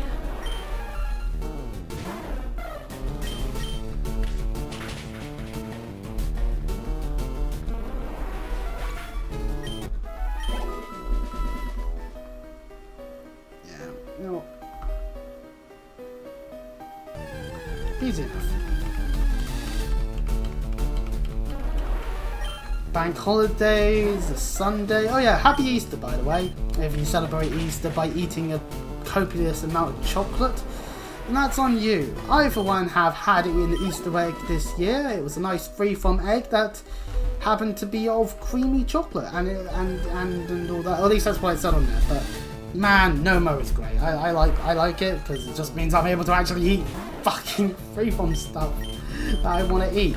I'm able to felicitate my sweet tooth, and that's great. Because there was definitely a period of time where it's like my sweet tooth, no. Thankfully though, that's been remedied. That was remedied a while ago actually, which is good. But it's lovely. I didn't even have to pay for the one I had actually the other day because a family member bought it for me. So yippee for family members' kindness. I do thank them and I do appreciate it and all that. So, you know, it's not like I'm trying to exploit kindness. Besides, if I wanted to exploit family's kindness, I would have a PS5. I'd be trying to get my hands on a PS5 Pro before the price has gone up. But because for whatever reason, everywhere else is getting hit for the US's mistakes, and it's like, what the fuck, Sony? I wonder how much I can sell my Saints Row reboot copy for, because I know for a fact that if certain things occur IRL-wise, I won't have a PS5 at all. Like, not even like, oh, I have one in a house, but I can't stream it because other people have a say in it, and it's like, it'd be more, I just straight up don't have one. That will suck a little bit. Spearow evolves at about level 20, it would make it a Fearow, which is always a nice backup to have in the event of needing it for any purpose in battle. So, you know, it has its place. I'm considering whether or not to switch, fine with powerful bullet seeds still. We do get Razor Leaf, which will be stronger. You know what? Yeah, let's head on into this bit. We have a Team Rocket one. How much health does 29 out of 45. That's fine, that works. Little kid shouldn't be messing around. What does he know? That we are the biggest brained child. We can face them head on and think, yeah, this is fine. To ourselves. Man, these batches sure do love going for exactly where the poison is. Hey, we critted! Whoopee! And the great thing about moves like double kick is that it doesn't waste as many it doesn't, each hit isn't its own individual use. Unlike say in something like Fire Emblem where you're using a double edge, where you're using something like a killer edge and you trying to use it efficiently with crits and then you double because you're outspeed and that's great, but then oh no! Actually, no, we can keep fighting. Oh no! I never crit on the first hit, I always crit on the second one! Thereby wasting uses of the weapon, thereby having to go about it differently. This is of course in games where Fire Emblem games where there is durability. Obviously in Engage that's not a thing, and a character like Gogetsu just keeps their high crit weapon at all times, making them actually quite useful actually in that sense if you want to rely on crits. Hell, I ended up inadvertently relying on crits quite a bit actually. Watch the finale of the Engage playthrough and see that for yourself. But you know, there we go. My insistence to keeping with just Nidoran up front has bore fruit. Level 16. And another Pokemon is evolving. We're getting evolutions. It's evolution. And I will not get to die. Hey, it's nice. Hey, it's always nice to get a bit of corn in my head before anyone says anything. Nidorina! Yahoo! And of course, we have a Moonstone, meaning pouch. I hope you all enjoy Nidorina, because we're not keeping it.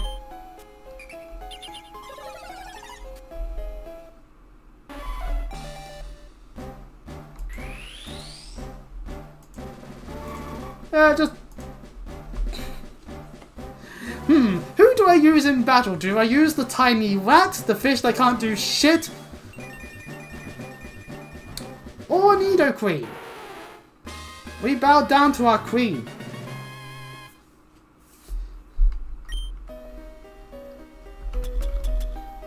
In other news, I'm going to need to use a potion on it because it is a bit low on health.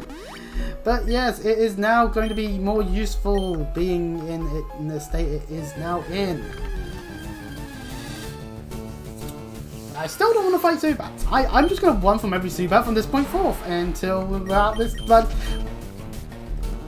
pardon me? Until we're out of this goddamn... Oh, what the... I am being hounded by bloody bats! This is why Batman uses the Bat Cave and has like in a dark, dingy cave where there's a ton of bats. People just don't want to have to bother going through the rigmarole of getting through a cave for the bats. Otherwise, people would have exposed this identity a long time ago. Yeah, now Geodudes I am willing to fight. Because all it is me just kicking a walk. And it's like, oh no, not a walk, I've kicked a walk, oh no.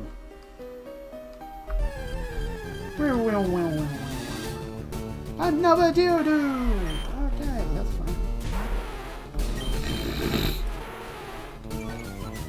I was spamming the button. Maybe I want to give this one a chance. Who knows my reasoning? My thoughts are an enigma.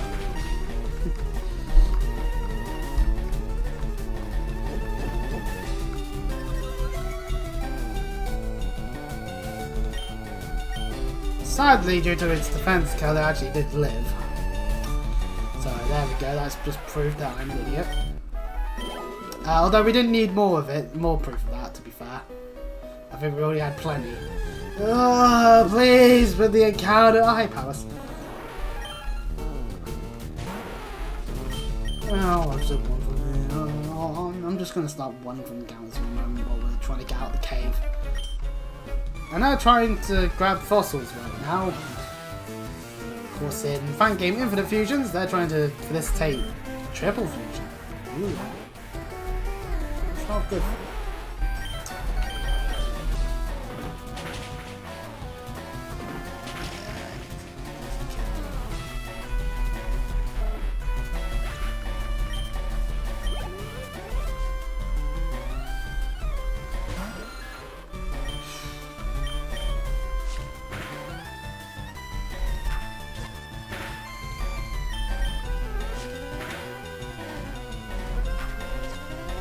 We outspeed, so we don't have to worry about it flinching us, but still, it's nice to still.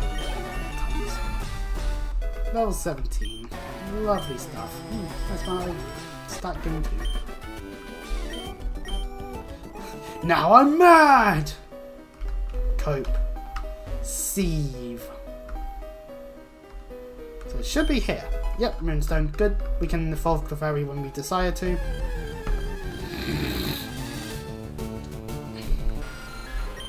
Hello, Zubat.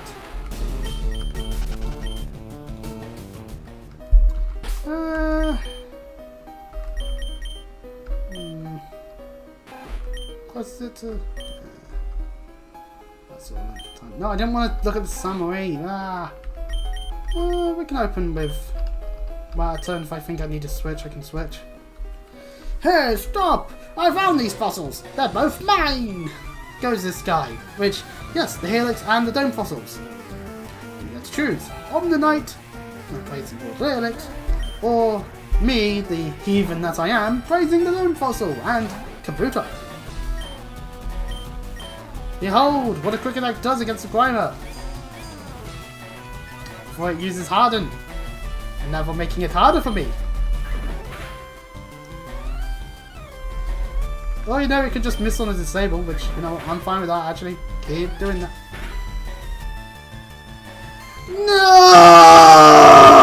No! You quitted! You fucker!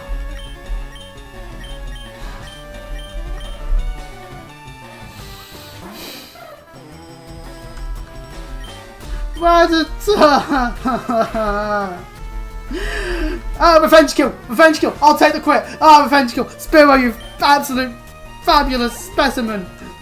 Thank you!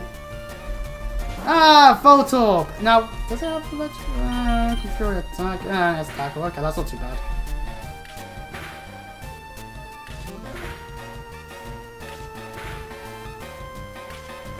Five? No, almost. Almost. Voltorb's at low level only really have tackle, so yeah, right, well anyway. Voltorb! A very fast Pokemon, so the chances of outspeeding and outside of priority, not much of a chance actually. And lastly is a coughing.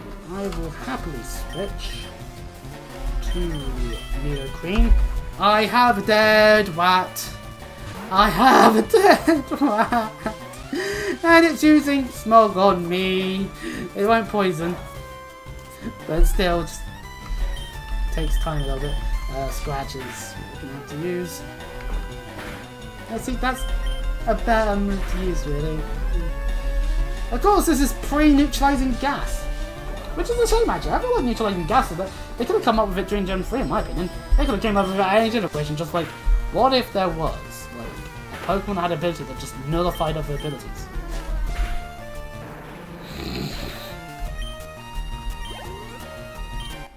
I mean, it makes sense to me. Okay, yeah, goes the guy because, yep. Wait, what would I rather? Omnanite or Dome or Helix? You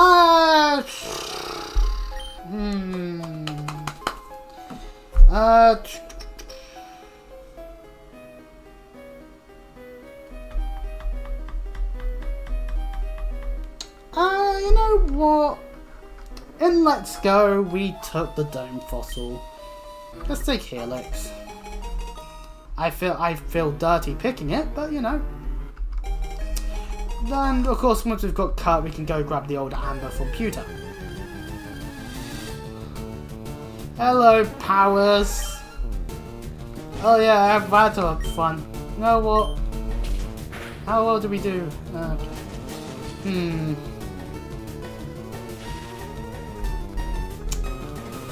What? We'll one. And we'll set up our team lineup to be less low level.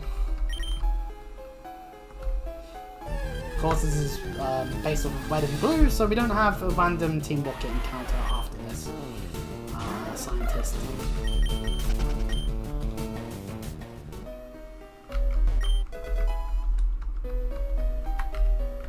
Oh yeah, I meant go onto the tracker. Rattata, which was our Route 2 encounter, is dead. It was a trainer fight, I'll submit that. I don't really care about the analogy bits. Man, 2 dead. I don't know if that's a good thing or a bad thing. Anyway, welcome to Route 4! Let's go get Mega Punch.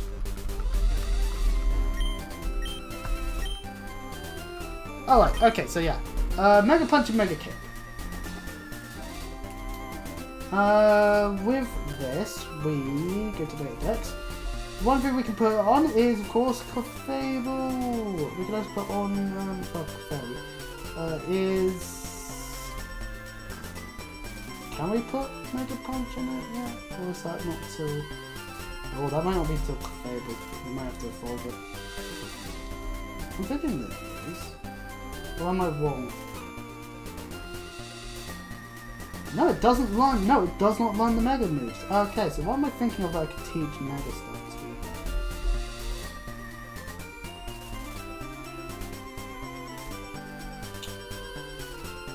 Oh wait, they're not TMs in this. I'm an idiot. They're move tutor moves. Now, Mega Kick is 75 accuracy, 120 base power with 5 PP. So if it hits, great. If it doesn't hit, oh. Mega Punch is only 80 base power, but it has 15% additional accuracy. Huh. So, yes, I do agree on Mega Punch. Oh no, I pressed the wrong button. Ah! Yes, I would like Clefairy to have it. Then we can evolve it into Clefable. Hello. Now we can actually learn both, so that's great news. And you know what? We'll give it to Nidoqueen. Yes. And you know, we're not really using Growl, to be honest. I'd rather keep Scratch, because at least that's more guaranteed at the moment. And we'll have Mega Kick while we can't have Body Slam, basically. The deluded nitwit. Oh, such colourful language. I cannot believe what my ears have had to hear. Also TMO5. Whoa, not useful actually. We'll probably box it. Wait, there is the grass here, but we've got the Magikarp, so that doesn't matter. Although we can use it to switch train. But that doesn't matter right now. Welcome to Cerulean. We're using the Pokemon Center immediately. A to heal, B to put Rattata in the box of the damned. And then I guess we're having Beedrill on the party. Or we could leave the gap open for whichever Pokemon we catch in a later route. So, yeah.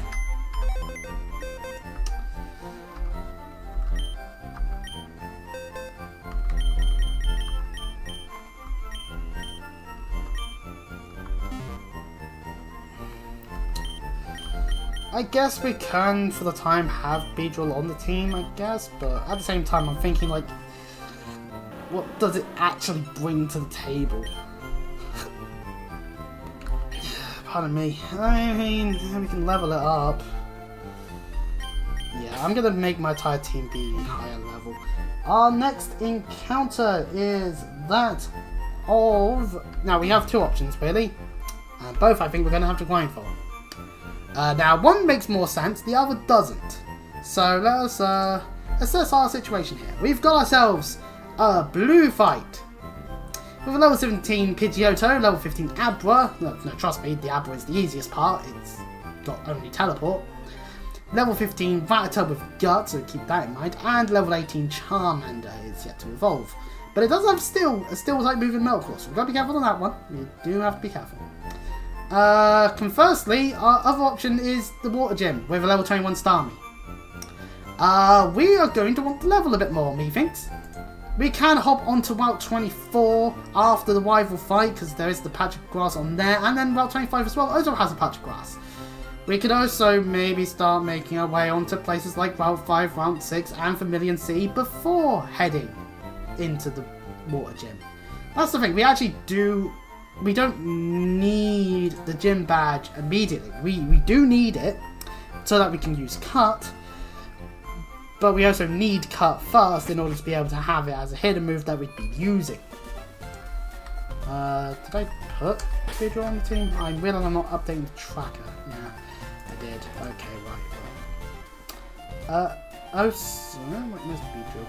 I can't add it. Oh, the game's done that again, hasn't it? Because it died, so it's thinking I've still got Pokemon in there. Yeah, it's doing that, so.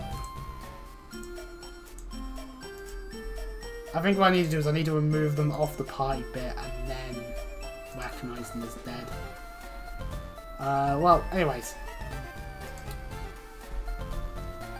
So, yeah. Either way, we're under-leveled a little. Especially certain Clefairy, which we're going to evolve now. We've got Mega Punch. That's good enough for me. If we'll find TMs for it, obviously, that we'll probably use. But having it evolved just means it's now got the stats of a Clefable over the stats of a Clefairy, which will be better. Besides, it's Clefable! It's adorable, it's big and pink. And we all like pink things here, don't we? Don't we? But anyway, Clefable! Oh, so we have the rare candy still. Wait, anyway, up this way may still be. I know it is in Gen 1, but I may be wrong here in Gen 3. That's the only issue. There should be, possibly, where would it be?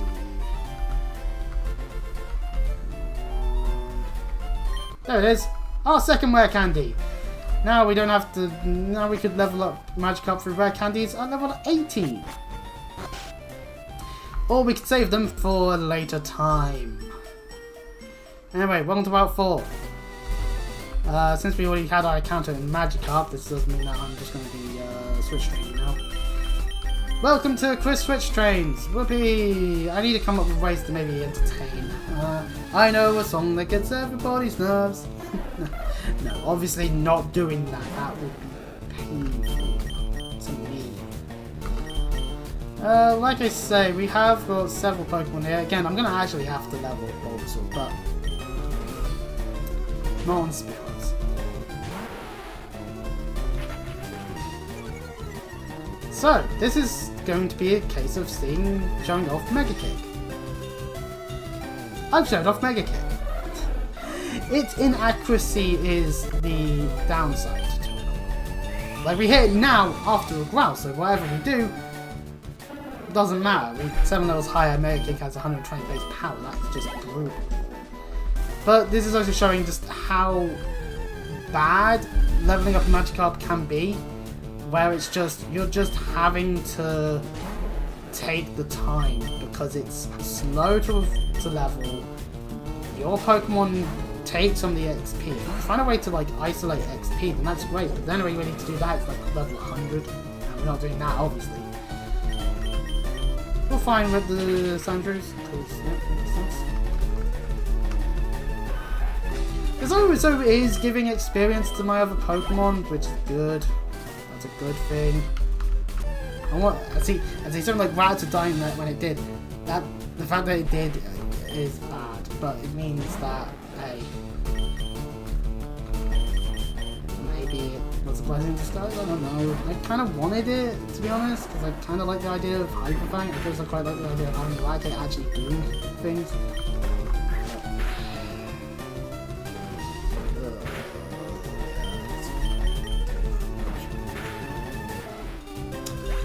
Fine Whip's weak. Maybe I should swap it for Bullet Seed, actually.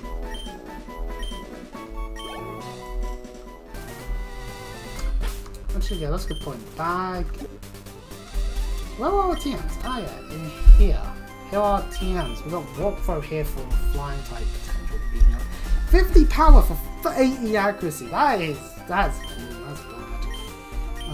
Bullet Seed is 10 power, but it hits 2 to 5 times. Just Bulbasaur. Maybe not then. I know it has a lot more BP, but PP, but it's.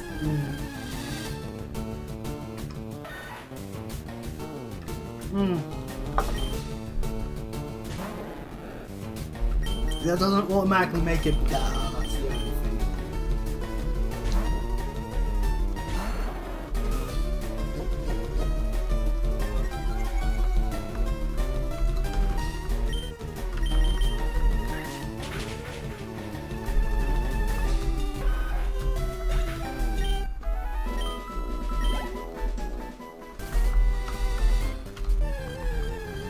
Oh boy.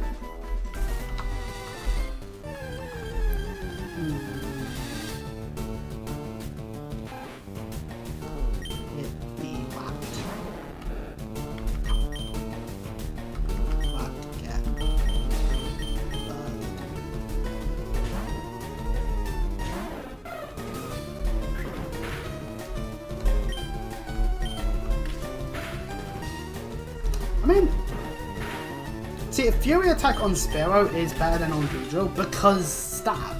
Solely because of stab.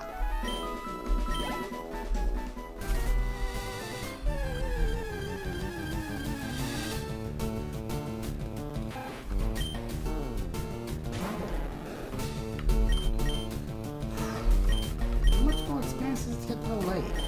Yeah, 60. So that's not too bad. See, the earlier levels ain't gonna be too bad. As an open. We actually took a bit damage. I've got to level up more. Magikarp's just gonna take the longest, and I'd rather get that done. I think we need to like write this down. Like, maybe I should write this down on the screen bit. So, text bit, which I've got.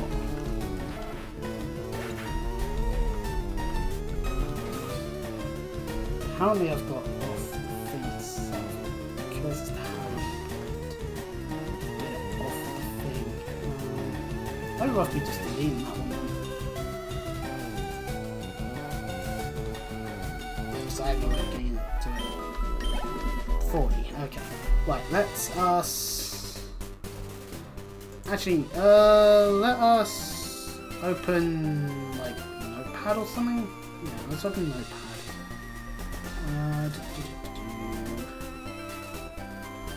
Where is it?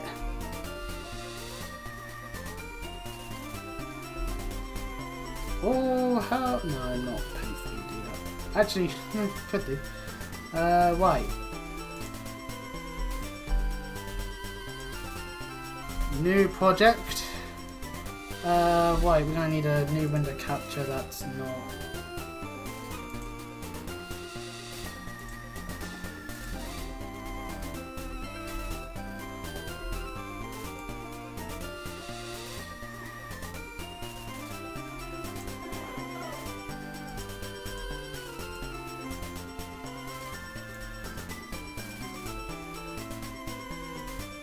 Why is it? It's not showing.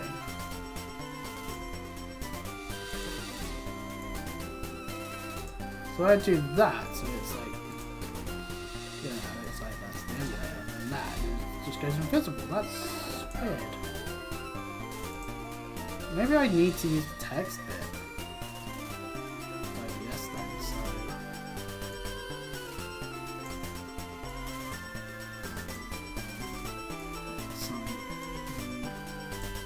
oh yeah, Notepad would work better or something, but I can't seem to find it on here, so that's no fun.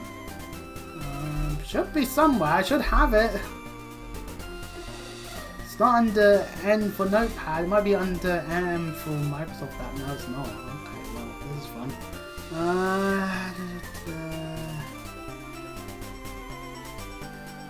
Oh, Windows accessories, maybe? Yeah, there it is. Notepad.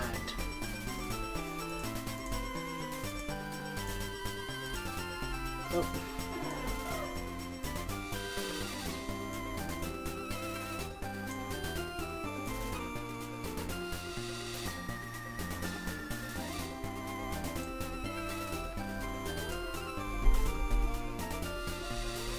Oh god, it's cropped, isn't it? This window's cropped. Filters. No, it's not. Alright, then we're gonna have to enlarge it. So we can see what I'm writing at the very least to begin with. So we might want to font it a bit, just up the size. So, like, hello. So, grind plan. 1, 2, 3, 4, 5. This is just for future proofing a little bit. So, step number 1. Magikarp to 20. Step 2. Clefable to higher level. We're unsure as to exactly which level yet. Step 3. Step 3 should be...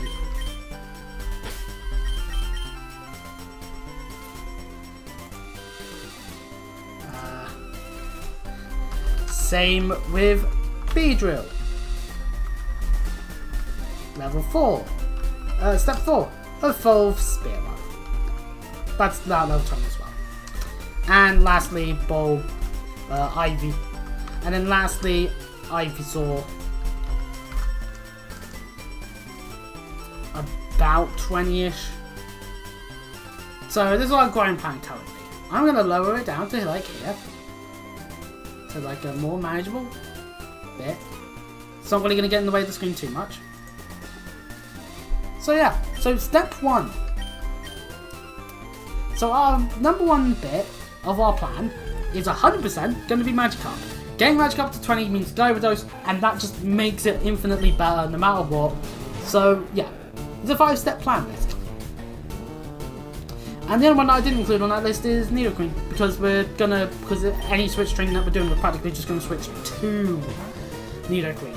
Nidoqueen has double kick, so the Ratters go down easily. They don't deal too much damage. Simple enough.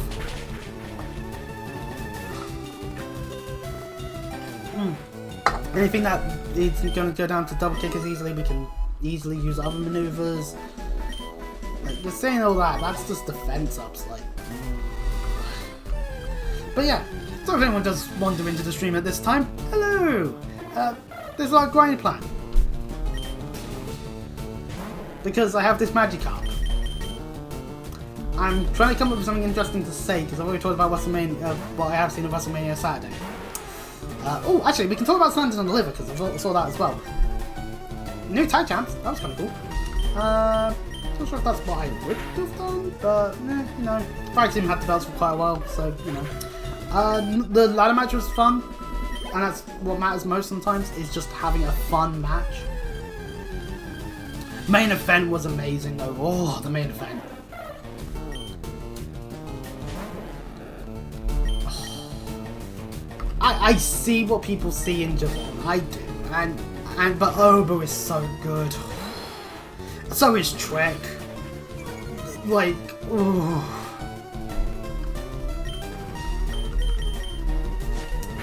Of course, we do have to mention that bastard Stacks. How could he do that?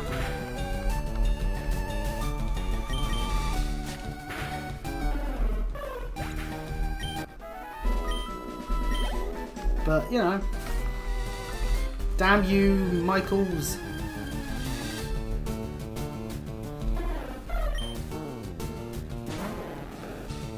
I think Dark State, they have a place on the roster.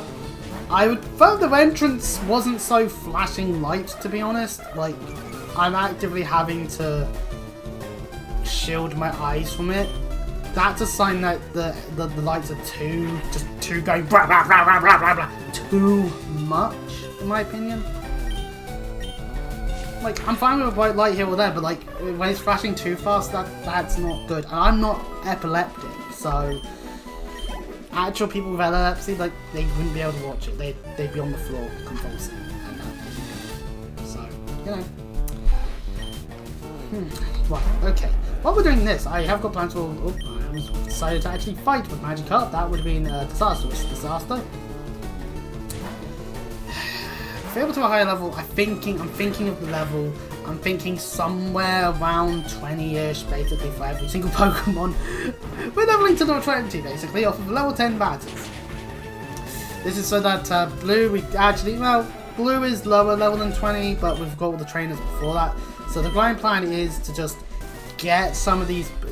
The plan is Gyarados at the very least. This is like the tier order as to what we should be doing. This is because Clefable and Beedrill, they are low level, where I'd like them to not be. So like if we switch to Clefable right now against the Spearow, yes, it's probably going to use Growl or Leer. No, it was using Peck. It wanted to get a kill. Does about 9 damage. Okay, that's fair enough. So we get pecked twice. Ooh, that did a little bit more than that actually, potentially. But Mega Punch does do good damage. Sadly, didn't kill. That's the thing. We're level 8 versus level 10. Overall-wise, damn it, we missed. And that's the issue with Mega Punch. It's just a charge you just miss, and there's not much you can do about it. But for the power involved, it's not so bad actually. So that's why we might also end up switch training Monica a little bit as well. Just out of it's going to take longer potentially, but it's worth a risk. It's not worth the risk. Same with Beedrill. Beedrill has that issue where while it is fully evolved, it's a bug type that's fully evolved at level 10. Whereas with Nidoqueen, it's like, yeah, it's still got more potential to it because it actually does something more useful, especially in Gen 1. Like in Gen 1, like you give it Bubble Beam, so it's got coverage. You give it Body Slam once you get Body Slam at level up, and that's good. And then pretty much you get Earthquake off of Silph and yeah, it's like there's an actual plan of action for Nidoqueen that you can devise and go here, here, here, and here, and you're done. Nidoqueen is useful. It's leering me. I've been leered.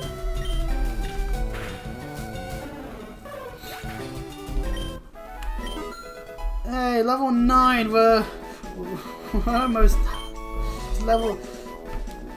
Oh, we're nearly to double digits on the Magikarp. Woo! It's taking us a while. I'm fine with this being essentially a grind session. Once we're into the mid-game where things open up, then we can maybe do things in a way that's more fun. I don't know yet. I don't know. But this is just more just how it's gonna have to be. Hey, you know. I'm not stopping unless I physically have to stop, or I've beaten this before. That's because I'm looking at it. We've done 2 hours, which is good. That's good. But we haven't really done much, you know? And part of that's because we have to grind. So, you know. I don't know how this is going to come out in terms of how people will receive it, or like in terms of like anyone watches this after the fact. So you know, that's just part of it. I think sometimes. I mean, I do occasionally get like random views of like parts of the Cold Steel 4 playthrough, and it's like, you know what? Sure, I'll take it. More people checking out Cold Steel 4. It's a good game. I recommend starting with Cold Steel 1 though, because it is one of those series, because Trails is one of those series where the plot's carrying on from previous entries. In fact, for that matter, once the Sky remakes come out, it's like I recommend people buying that and getting that as their launching point. Which sadly does mean that you'd have to go forth with hunting down original second chapter, but I know how it'll end. I know how first chapter ends, and that's fine. But it's about the journey. That's the thing with Trails. Trails just ends up being more about the journey half the time. First chapter, 0, Cold Steel 1, Cold Steel 3. they have a lot more to them that's very much about the journey. And then it's like, and then it builds to the point where it's like, oh shit, here's the situation for the next game where we gotta solve this shit. We've got to deal with these big threats, and it's gonna be like, oh my god, we've got a lot of stuff to do. 2, I'll say it, while I'm not the biggest fan of 2 and 4 and COD still wise, they aren't bad games. They aren't bad games. And I think that's something that I thankfully gotten away from with the internet, and that is the toxicity, like the toxicity of people. It's like, oh no, people don't like something about an Assassin's Creed game, and I'm like, yeah, I haven't been a fan of Assassin's Creed since Black Flag. I like Black Flag, but I liked it as a pirate game, not as an Assassin's Creed game. And I think that's the crux of that. I haven't really liked many Assassin's Creed games, so maybe that just means I'm not a fan of Assassin's Creed, probably. And so they just go by that wayside for me, you know? I don't think, hang on a second, they're doing what now? Oh, right, time to go on the internet and complain. Like, no, I don't care. I've never cared enough to do that. I think all Ubisoft sandboxes are quite one and the same, and they've been relatively boring the entire time to an extent. I think Ubisoft do know what they're doing. They can make fun gameplay aspects to their games. That then gets bogged down by the open world stuff. Maybe I'm just not as big of a fan of open world games, you know? I admit that. So I don't go on and on and on and on and on about how all the game's obviously bad because of X, Y, and Z. And to be honest, actually, you know what? Something like with Assassin's Creed Shadows, where you weren't hearing about people being pissed off about a game being bad because the game wasn't out yet. No, it was because of aspects that apparently means that everything's gone wrong and Ubisoft are part of some conspiracy that's trying to end all of humanity. Which, no, they're just a video game company making video games. Sometimes of questionable quality, but that's all. It's like Call of Duty. If you talked to me 10 years ago, I'd be decrying them as what's wrong with modern first-person shooters, and as to why they're killing a genre that I'm actually, you know what, I kinda like. I wouldn't admit it, just like I wouldn't admit to liking pop music 10 years ago. When that is fucking wrong, I fucking love some pop music every now and again. Hell, I'll admit it. I kinda do like some levels of dubstep, even though I basically wanted that to be going by the wayside for me when I was younger. Like, fucking hell, I certainly did. But that's the point. I was a toxic kid. Like, yeah, these first-person shooters are shit. Yeah, this music everyone listens to is shit. I was a toxic hipster, for fuck's sake. Oh, what do you enjoy, Chris? Oh, I enjoy My Little Pony. Oh, wow. And then I convince someone else to watch it as well. It's like, oh, okay, easy enough. Yeah. They haven't touched any kids. Anyway, but the point is, being toxic about video games is just not worthwhile. It's just not. If a game's bad, a game's bad. Constructively critique it, like something like Sonic 06. Let's use an obvious bad game like Sonic 06. Sonic 06 is a bad game because of the bugs. So that's what you talk about. These bugs actively ruin the experience, or could actively be game breaking to the point where you're not able to play the game. That is bad. That's a reason why you want to say, no, don't play this game. A game that's dull, you can constructively say, like, they've got all the pieces to make a good game, but they just couldn't figure out how to do it in an engaging or fun way. Maybe on more of a subjective level to you specifically. Like, maybe I get bored to death by games that are too open-worldy. But for other people, holy shit, look at all these sights I can see. I'm going to spend hours examining every single pixel. Some people do that. And that's fine, you know? That means that they've got enjoyment out of the gameplay style that the game gives. Versus me not as enjoying it as much, you know? Something like that. Horror games end up being this issue where it's about the subjectiveness of, did you get scared? Same with comedy games. The subjective level of, is the joke funny to you? If you found the joke funny, then great. If you found the scare... Oh, what the fuck was that?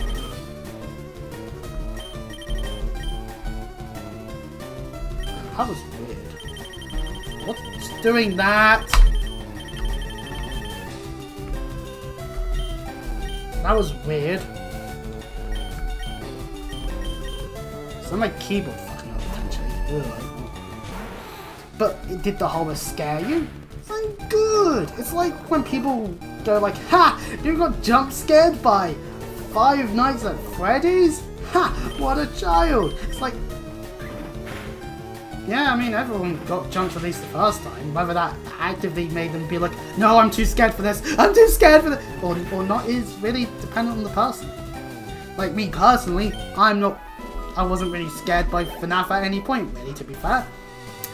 But then again, by the time the first FNAF came out, I've already watched my lion's share of horror films, so I was very much in the right state of mind to be able to see it for myself and be like, no, okay, that's the scares they're going for. Good job on the atmosphere. Shame it's all about jump scares though. But then again, that's the thing. You set the right atmosphere. Even jump scares work for horror. Yeah, it's cheaper than other forms, but hey, if it works, it works, you know? It's like fart jokes. If that makes you laugh, then great. But if you're as sophisticated as me and go and scoff at fart jokes ever being done, then that's fine too. I personally don't like them, but that's me, on a subjective level. And I think that's the issue. Is also people opting for listening to the internet too much. I know, the internet's a great way to be able to see other people's opinions, but it's when people try to be all high and mighty with their opinions. Let's go for a Western example here. Yes, the way Will Ospreay did the flips in this instance is of a 5-star caliber, just like every single other time he does it. It's like, at that point it's like, are we sure Will Ospreay's as good as you claim, or are you just that high on the idea of just jerking him off continuously just because he's in the company that you like? You know? That's my point to be made. Sometimes there are just critics that will just be very biased. And a biased critic can sometimes be needed sometimes. If they are able to actually constructively critique anything, then that's great. Any game, any film, that's good, that's great. Sometimes you need people who are harsher than usual. Oh, pardon me. That are more harsh overall, right? That's good. It's when it's clear that they seem to have a high level of hatred for anything that dares utter specific words. Again, speaking of wrestling, take speaking WWE. Some people on the internet will now ban you just for saying that you watch WWE. And those people are weird. Don't interact with them. Frankly, most of those people spend their time on Twitter, which means if you just don't use it, then congratulations, you've gone away from it. Round of applause. I think that's definitely a factor. Again, with video games, we can go with like something like Fortnite. Some people have this weird hate burner for Fortnite, and no matter what Epic or anyone does with Fortnite, people will just be like, it's Fortnite, which means bad. Even if there's fun to be had, I'll admit, I've played Fortnite. I've done so on stream before, on Twitch, I think, at the very least. I don't think I've done any on YouTube, but I definitely did on Twitch once or twice. And I had fun. I know, it's weird, but there's fun to be had. Hell, I played it. I played the Battle Royale mode when it first happened. I'm like, okay, no, I can see what they're doing here.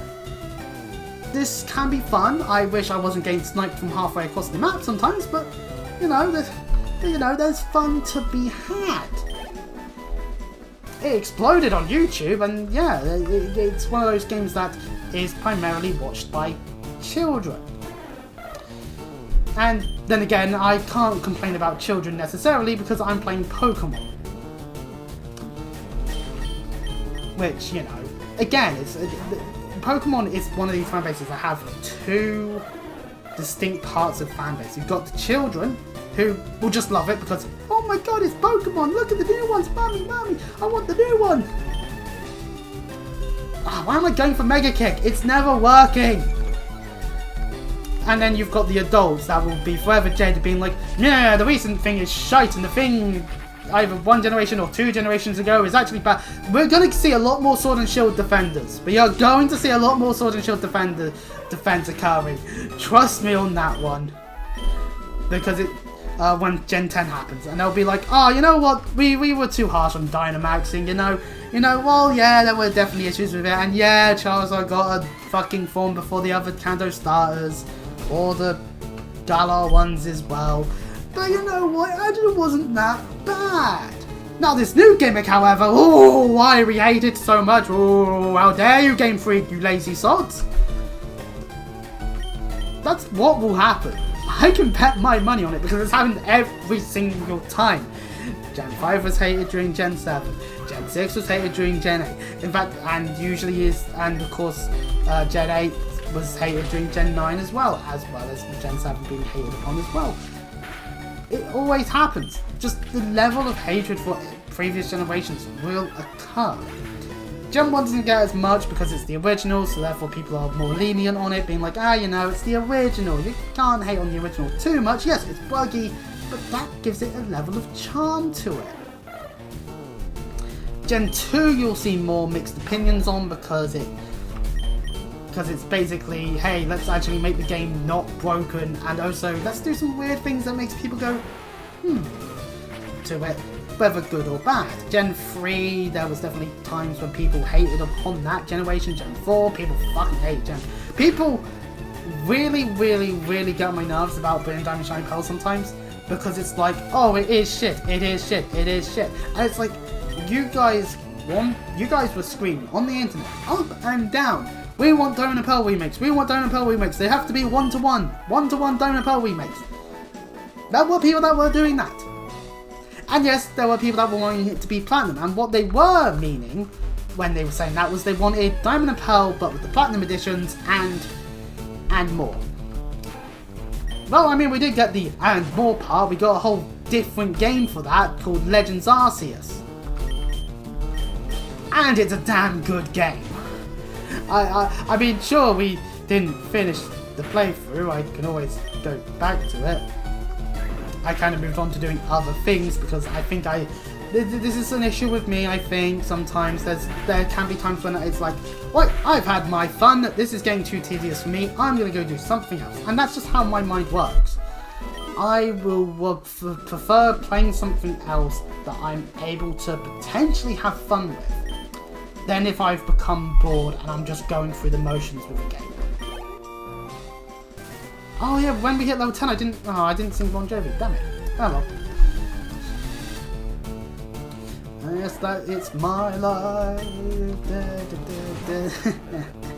We're level 11, we've got 9 more levels. 9 more levels to go.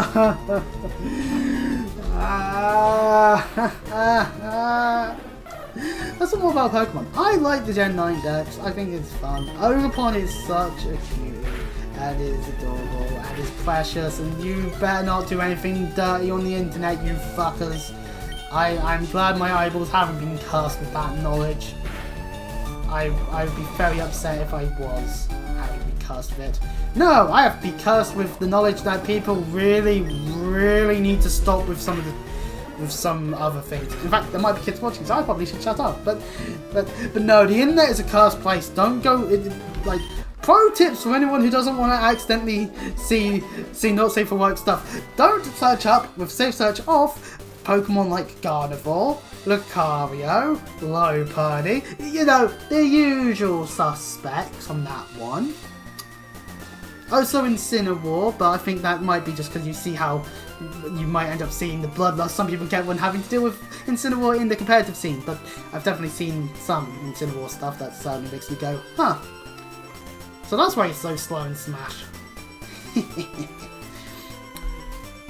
But when it comes to human trainers, I'm not even going to start saying anything because that's just a recipe for disaster, that one is. People on the internet fucking scare me. Holy shit, the things you do. The things you do. Like, God. But hey, that's not just Pokemon. That's a thing with, like, so many series. Like, oh, yo, please stop making more...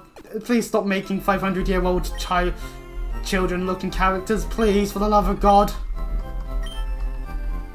Please, like, the people that seem to like that sort of character, you do not need to attract them. And do I even need to utter the words Blue Archive?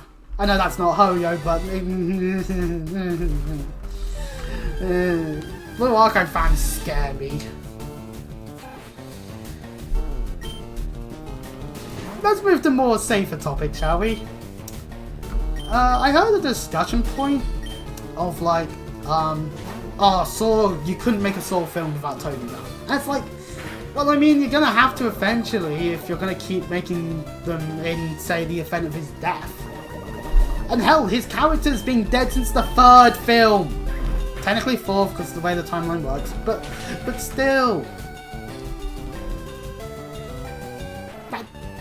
That's kind of a factor. Like, don't get me wrong, love Tobin Bell. He's amazing. But to be fair, like, I think you could. I think you can. And yes, the copycat killer idea, but that's what Spiral does. There you go. Oh, it might be a copycat.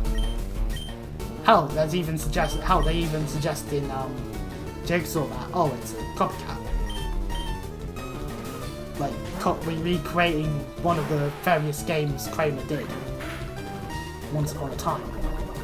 And it's like, you know what, yeah, that's an angle you can go with it, being like, hang on, but this is similar to a previous situation to an extent.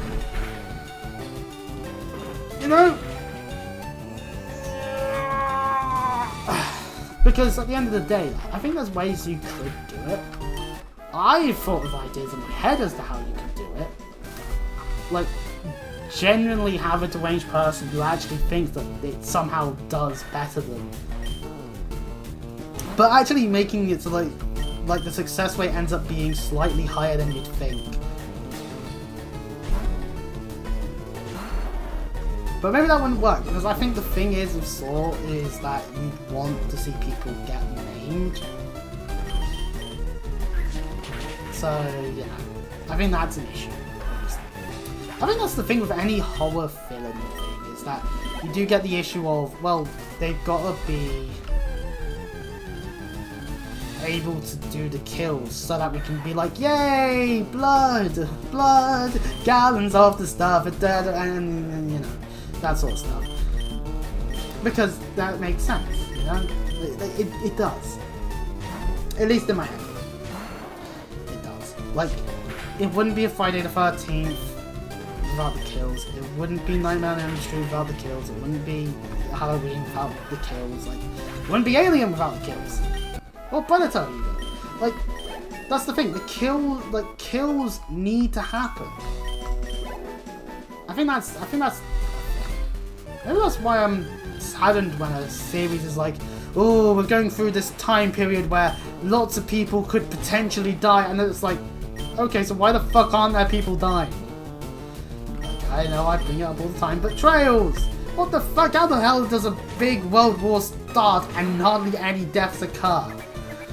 And like a few nameless NPCs die, supposedly, according to Reverie.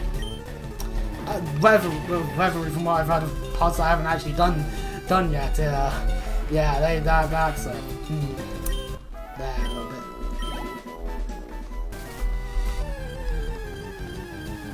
I'm not saying like, okay, we just need to like pick names out of a hat and go, yes, Marcus shall die, and oh, we need someone else other than just him. Dudley shall die. What the fuck? You know? Because that's not how you do it. I think if a character arc works best with the character having their death occur, then that's fine, you know? It works. If it works, it works. And it's like, you can be like, no, I wanted them to live. But that means it worked well. That you thought that there was more for them to do. And the writers could even be like, yeah, there was probably more we could have theoretically done, but for that overall character arc, there was nothing more to do other than just be like, well, other than just either complete that goal or die trying. You know? Maybe I'm thinking at it from a different angle when it comes to death in media. You know? I think there's definitely reasons to look at it and be like, well, you shouldn't just indiscriminately kill. Well, it's actually you can. Something like a disaster film, you can. Obviously, when like a Godzilla film, it's like, oh, Godzilla's wading through the place. It's like he stomps on a skyscraper full of people. Everyone in that skyscraper is dead. Let's just face that fact. Especially if, say, Mothra shows up and like knocks Godzilla into the ground and he goes like blah into the ground. Like that's gonna destroy an area of the city, and if they haven't evacuated in that time, then they are very certainly squished to death.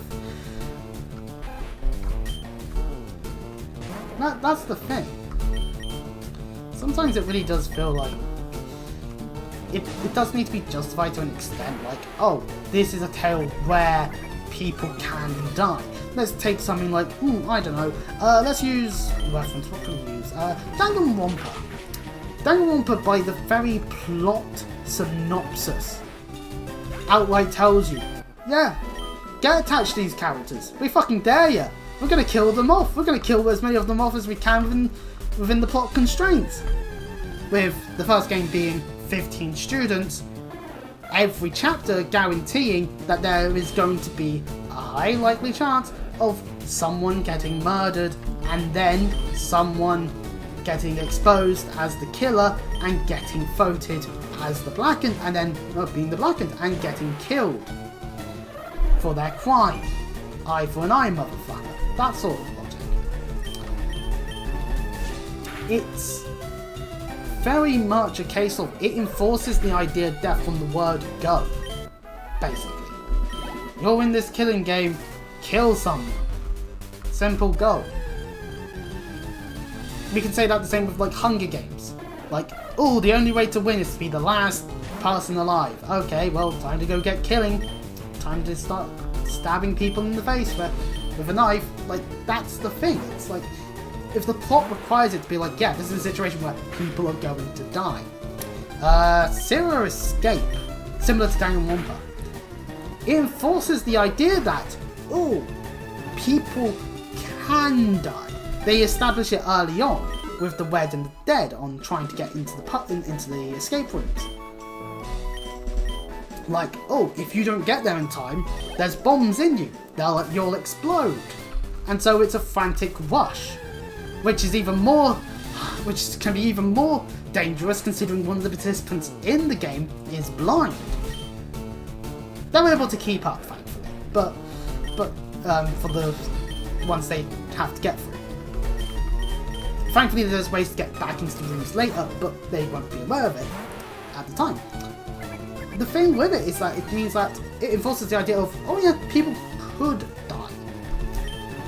Then if we carry on with the Zero Escape series, Virtual Last Reward goes, same as the case here. People can die, and in fact you do see some deaths occur on various different routes, because of the various branching storylines, branching routes. Some ending with everyone dying, some ending with like, oh, there's been a couple of deaths, some ending with, okay, the ones that happened before specific choices, if there are any, I'm saying, because I'm not spoiling, and any that occur in the true end aspect that of course occurs, because of course there's a true ending. And then we get to Zero Time Dilemma, and it's not a spoiler to say this, but fucking hell, who the fuck on the white team went, hey, let's just kill everyone repeatedly in every single segment. Repeatedly.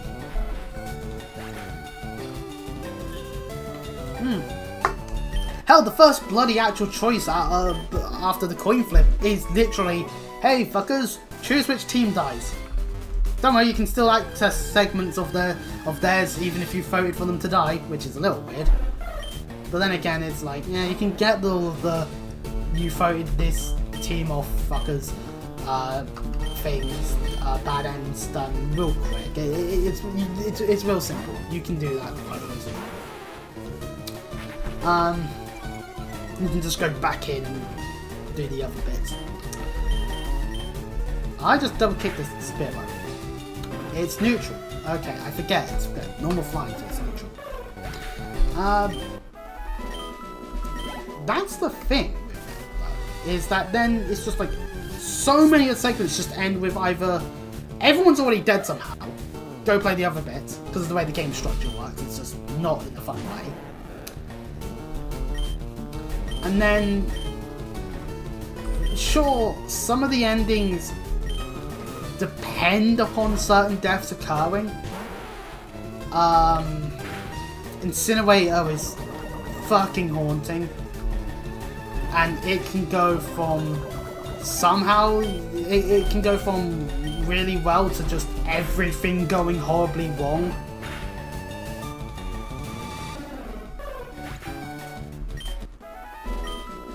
Very quickly.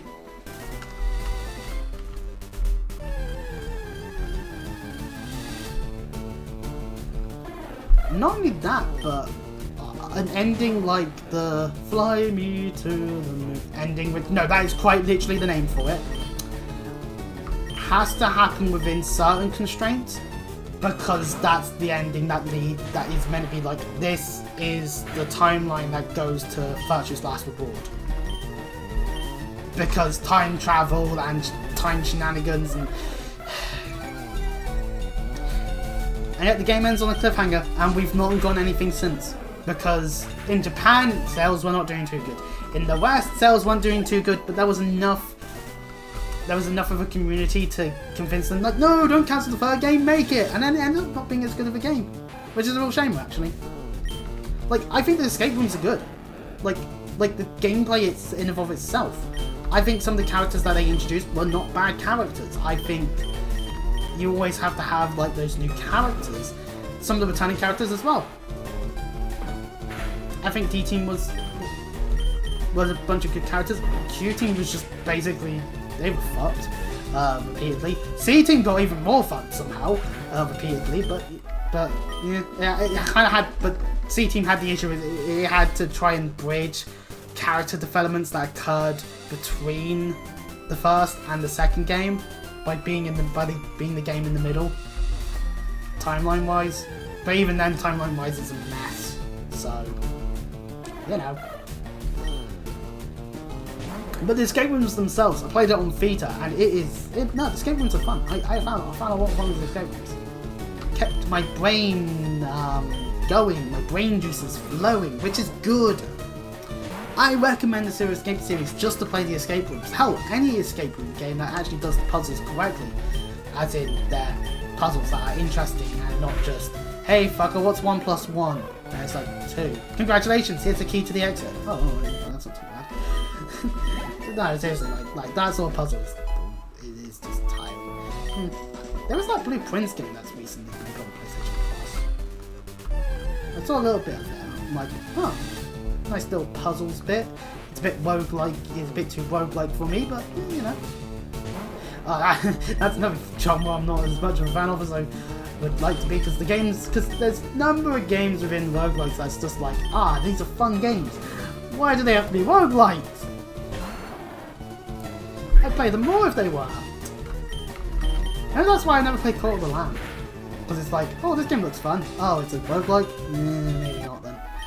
Which is a shame, because apparently it's really good. It's a really, really good game. And in which case, maybe that's a game I should play in the future. Or at least try and get my hands on a copy of. So, you know. I need to make maybe a list of, like, the future streams outside of what I'm currently playing. Obviously, we've got the current playthroughs, Final Fantasy 14, which is just going to go on for a long time. I need to remember to up the subscription. Maybe after all the bank holidays I'm done with. Because, yeah, I kind of don't want to do too much before my phone bill goes out. Fire Free Houses, I'll do it. I'll finish. I'll do a route. Whether it ends up being Charge or Black Eagle or whatever card, I don't know. I feel like I've accidentally put myself into Church, which, you know, maybe that's why I'm not really thinking about playing it as much at the moment.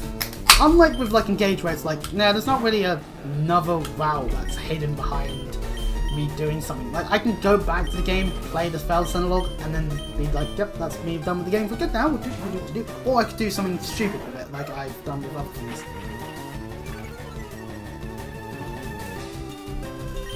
Although I say it like I hate doing these sort of challenges, like when I did when I randomized what chords I could put, which element chords I could put in on Trails Close to 1. It's like I did that out of my own fruition because I wanted it to be more interesting than just, hey guys, here's a standard Cold Steel 1 playthrough with a guy that's played it so much he's got the platinum on PlayStation. You know, that's. And in order to get that platinum, you need to play the game for at least 100 hours. Thankfully not on the same save, because you can carry over the playtime with New Game Plus, thankfully, but it means it's guaranteed at least. It's a guaranteed 2 playthrough game because you need Nightmare. Darling, Nightmare outside of a few fights is really easy to do New Game Plus wise because you carry over the level. Oh, pardon me. I'm not even paying attention. How are we doing for this? Oh, level 12! Oh, pardon me. We're actually not doing too badly then. I'm fucked on. Oh, see, maybe at some point in the future we'll do something like a fan game or 2 even. I don't know. I feel like... Well, it's funny that things I'll become competition for other people potentially. At the same time, it wouldn't, because you know what? There's a part of me that jokingly wanted to enter the stream instead of going whoa, WrestleMania. Instead of doing that, because obviously I listen to a bunch of HoloLive VTubers do their various covers, and of course. Crony in her with the maid outfit did Suki Suki Daisuki, but I don't know if that's the song I want to sing, to be fair. Suki Suki Daisuki. It just sounds cringy coming out my mouth. I mean that's the issue. I just think that it sounds cringy coming out my mouth, and then I hate it, and then I hate it. I hate it when I say it, you know? Me. And all my ness. I know that doesn't really sound correct necessarily, but we've been growled again. No, not a growl. Damn these Spillos. I'm gonna turn to a Pokemon Center. Thinks. Maybe in a way we could have maybe leveled Fable up a little bit because that would actually give it more power against the Pokemon, and then we could go from there. But I just my mind is just hard set. Magikarp, Magikarp, Magikarp, and I'm distracting myself with various topics so I can do stuff there on this. And sometimes I like randomly doing mono type battles against people sometimes. So of course I end up picking to do a poison team, and then I end up facing a ground team. Oh boy. Gee, I wonder who wins. Because, i.e. the ground type team wins. I can't face Blood Moon Ursaluna with a team of poison types. That literally is impossible to do. But there was a double quad slide situation, which was fun. I do it in Gen 9 even. So, you know, like against fans. Showdown is usable as well for other generations as well as Gen 9, so, you know. I find it fun sometimes. Just, here's a theme I want to go with. I want to go with a theme for my team to just mess around with. Like, I don't play competitively. That much is obvious. I don't do that. But I do have fun randomly just playing them. Maybe that's something that we should do. Just, like, do some kind of thematic team on Showdown and just like do battles on Showdown a whole bunch and see how well we actually do. See if we can actually do a good job.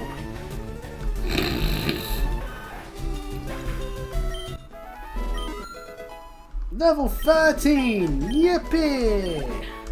Now sadly when we do get to level 15 and it learns Tackle, We can't just go, oh, wait, time to use tackle with the Magikarp now, because it's not going to work as well as we would like it to. It will be not as hard-hitting as it needs to be. Which is a real shame. I think this is the issue really with Magikarp, is that it just takes a while. But that's what happens with switch training, doesn't it?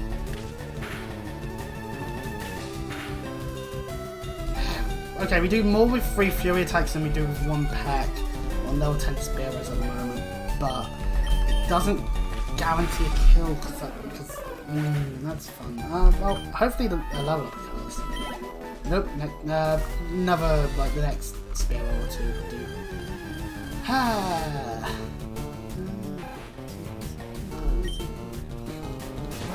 Just sudden deep voice, kiss me. It's like, oh, what the like. I'm surprised I haven't seen like a influx of recent Vocaloid songs being covered as much as I thought. Maybe that's because I actually have spent like a good several hours lately on a regular basis just listening to a bunch of Vocaloid stuff and just being like, yeah, no, I understand the appeal. Even though I've heard some of this stuff for years due to being on the internet for years at this point. It's like, huh. I still don't get some aspects of the VTuber world. Like with the more idol-like ones, like, oh, you better not mention the past life, nudge nudge, winkle wink when you do know. It's like, okay fuckers, I get it. They were doing things before they joined HoloLive. I get it. You don't need to keep saying it. You don't need to keep hinting and nudging. If I want to be nudged and winked at a whole bunch, I watch AEW. I think I made that point before. It's like I can say I know the previous life of a member. Partly because they're British, and also partly because they were in the Brony fandom. And it's like, oh wow, oh, it's such a big secret. Oh, I'm holding the forbidden knowledge, Pandora's box, and I won't open it in front of you. Ooh. Okay. Does it matter? Oh my god, this Japanese member of HoloLive used to do other activities on the internet related to streaming in Japanese. Okay. Because of course some people do it to be like, see, this is what they actually look like. It's like, okay. Wow, they look like an average Japanese woman. Or in case of some of the more Western members, wow, they look, insert whichever place they happen to be from, whether we are aware of the exact location or not. Like I'm willing to bet, oh my god, Cecilia looks like a German? Oh my god! You know? Or some of the Americans looking American, like, wow, I never would have guessed. It's not that cool, to be honest. Like, I think the point to be made is that it sounds cooler in your head, like, ooh, but it's not, it just isn't. It just sounds like you're trying to over-exaggerate just how important these details are. But I feel like some of that comes from apparently the culture. Idol culture is real, like, sometimes. And it's like, nah, I'm not surprised. Some people are fucking weird when it comes to that sort of thing. When you have a bunch of relatively young women doing a lot of song and dancing, and they happen to have, and the companies make them appeal towards more to young adults, and especially male young adults, you do end up having that part of an audience that you probably shouldn't appeal to, but hey, you know, they're the ones that are probably going to spend the most money, so you kind of buckle that down. It's like with gacha games and the whales. Like, if a gacha game doesn't get any whales, that's the reason why it dies. If you get a whale, then great news! You may actually be able to afford to keep making the game. Because it's live service and all that. It's like Hoyo. It's like, yeah, if a bunch of the casuals stopped playing, that's whatever. The whales stopped playing. That means they know they did something wrong in Genshin. That is when they would be like, okay, something we've just done in Genshin, the whales did not like, they don't want to spend money on our banners, will occur. It just would. That's really how it occurs.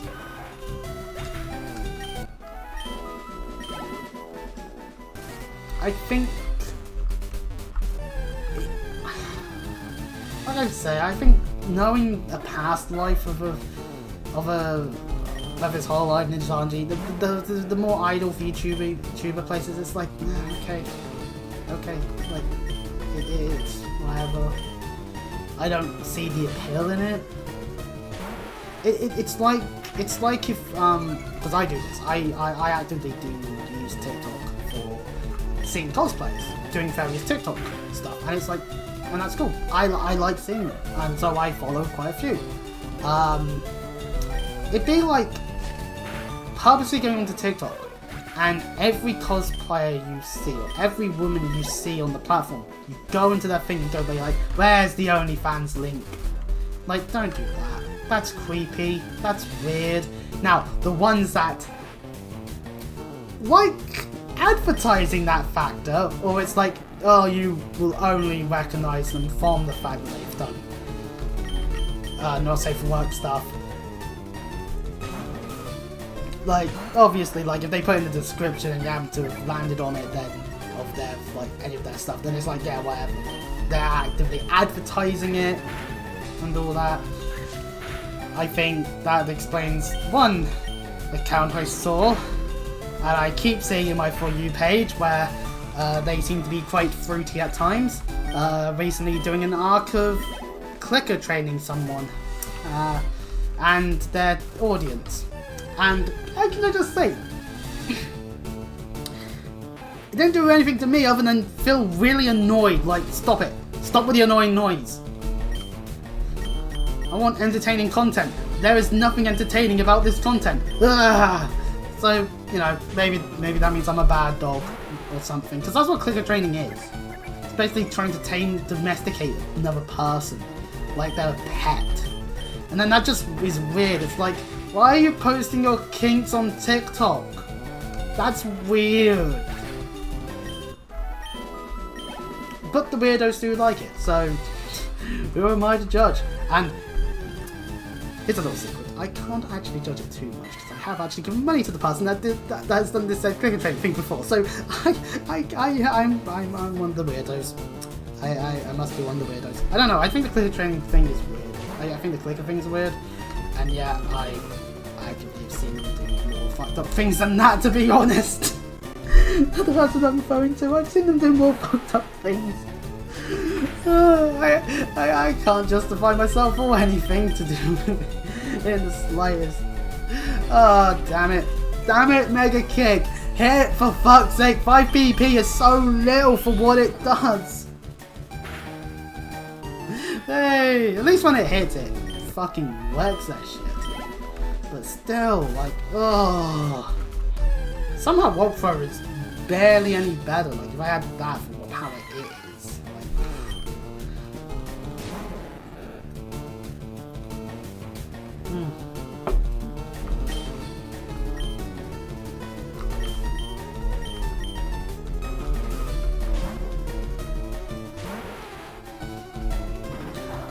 One idea I thought of for thumbnails, yeah, I'm moving right along from the previous topic, aren't I? Is based on, say, what our current main objective is. Like, that's like to make it be like, oh, this is that arc sort of thing. Like with Final Fantasy 14, I just kept the same snowy Corvus thing, but I feel like that's more suited for, say, if we're in Heavensward. Or the patch content when you've got to do Snow Point and Shiva and whatnot, that sort of thing. I think that probably would be more suited for that. Whereas I've already got the next one sorted out because Stone Vigil, which is planned to be what we end with. Or at least we do, and then maybe Gerudo as well after that sort of thing. With like 3 houses, it's like, oh, there's 3 houses and they're slowly all getting wrecked. Like, that's the intentions of those thumbnails. That makes sense, you know? As we're going through part 1, everything's going to shit repeatedly. maybe I'll change the thumbnail when we get onto a route and be more like, behold, the routes that we're doing. And then I could maybe be like, hey, if you want to see more of me care about the various stuff of part 1, go watch this specific playthrough before you do the other routes. Which, it's always a possibility. It's like with Fates. It's like if I did the playthrough of Fates, I'd have to do the first couple of chapters with more than once, I think. Or maybe I could keep like a save that specifically is of getting to the decision point and then choosing. I don't know. I need to actually play Fates before I can be sure if that's something I can do. I just pressed left on the keyboard. Maybe that's it. Maybe my down key is always blinking. I don't know. Oh, we're almost level 14. I switched to Nido Queen, not Bolt, not Ivysaur. My mind is escaping me. This is the thing, like, anyone who actively spends money on someone else, that's fine, you know? As long as it's a legal transaction, as long as it's not... As long as it's a legal transaction and you're not actively ruining yourself by doing that, then it's fine, you know? I'm not gonna judge you. I can question you. I can question you all I want, but I shouldn't. I won't be too judgy about it. Like, I think it'd be foolish to be like, oh, how dare you spend money on a product that you wanted. You wanted the product. Pardon me. It's like people complain if like they get a subscription and then the subscription's not worth it. Hey, you wanted the subscription.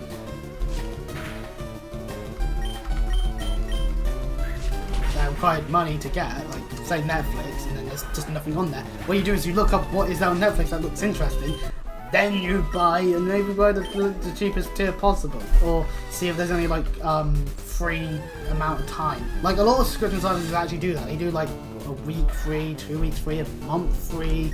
Some have ways of getting multiple deals out of them, but yeah, it's more on the lines of there's that intro period for new users usually on these subscription services, because that's how you get them. Then when they forget about it a month later, and it's like, oh, payment, oh, this thing, I might as well check to see what they've currently got on there then again then. And that's how it works. It's how they get you.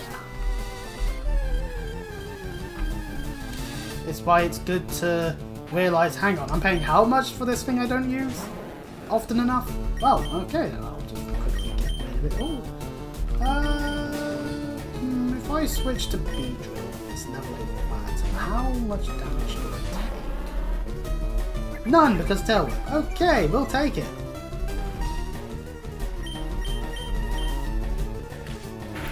Sadly, Swarm, while Swarm isn't a bad ability on paper, Beedrill doesn't really get the moves to really be able to go, haha, you fool, now my move is super awesome, amazing, cool, powerful. We got 5 hits, that's cool, that's luck there. We'll take that luck. But considering it's like, it's Twin Needle, and that's really it, really, it's like, Beedrill doesn't really get many bug moves. It doesn't get Mega Horn, it doesn't get, it does get Pin Missile, I think, but it just doesn't get what you'd want the most out of it. I'm switching into a level 12 one. Beedrill's under level. This Tail Whip could actually be painful. We'll see though, we'll see. Nope, it's going for a second one. Okay, it's time to finish then. Okay, well. Yay, we quitted! That didn't do as much as I would like. I mean, hey, we got 2 quits and we hit 4 times. That's not bad. That tackle did a good amount. 4, 5? Yeah, 5. We'll take it.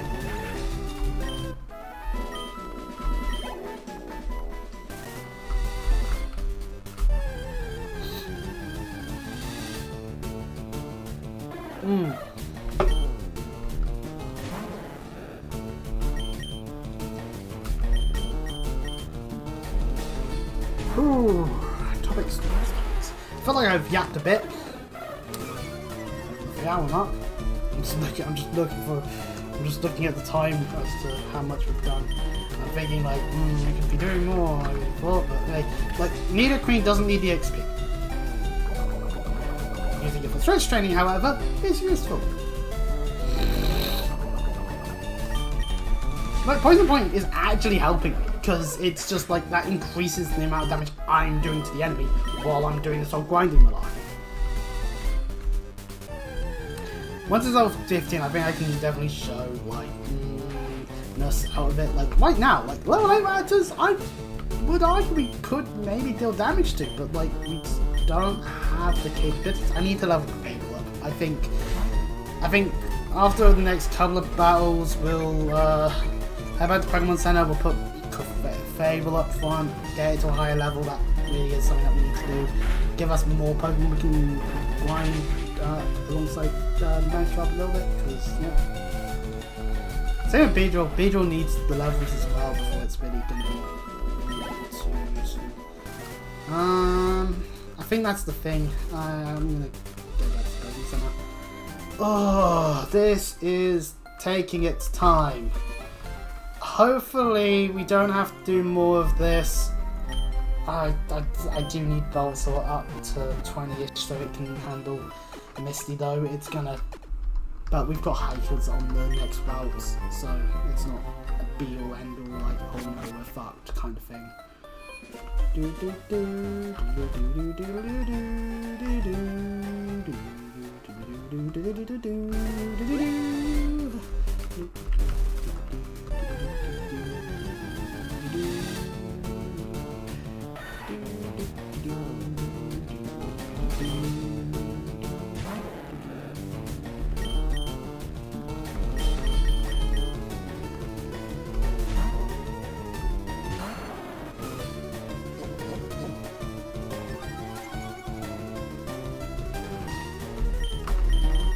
Fine whip the Sandshrew, Oliver! Hi!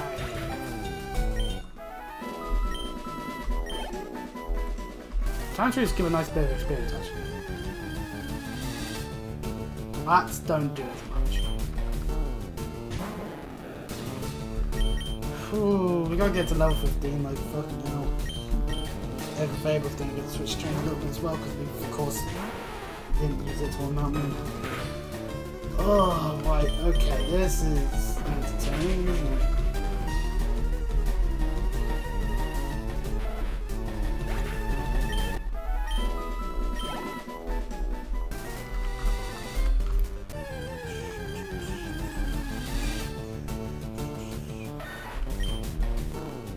Whoa, Magikarp! I have to do it now. We're nearly there at the halfway mark of the level. Maybe then we can live on a prayer or something, you know. My hand is getting tired. It's been in a similar position for 3 hours! Oh, fucking hell. How do people do that? How do people do those endurance streams? I have no fucking clue. Maybe that's because they have. Maybe if I put in D&D logic, I have a low Constitution score. There we go. That explains it. Boy, am I great at those death saves, those saving throws.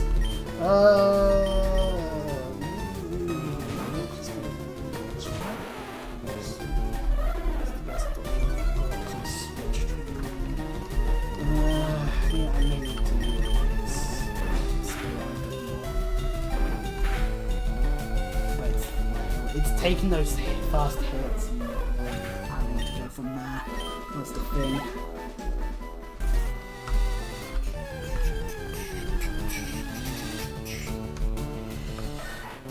Oh, it's Sandshrew! No.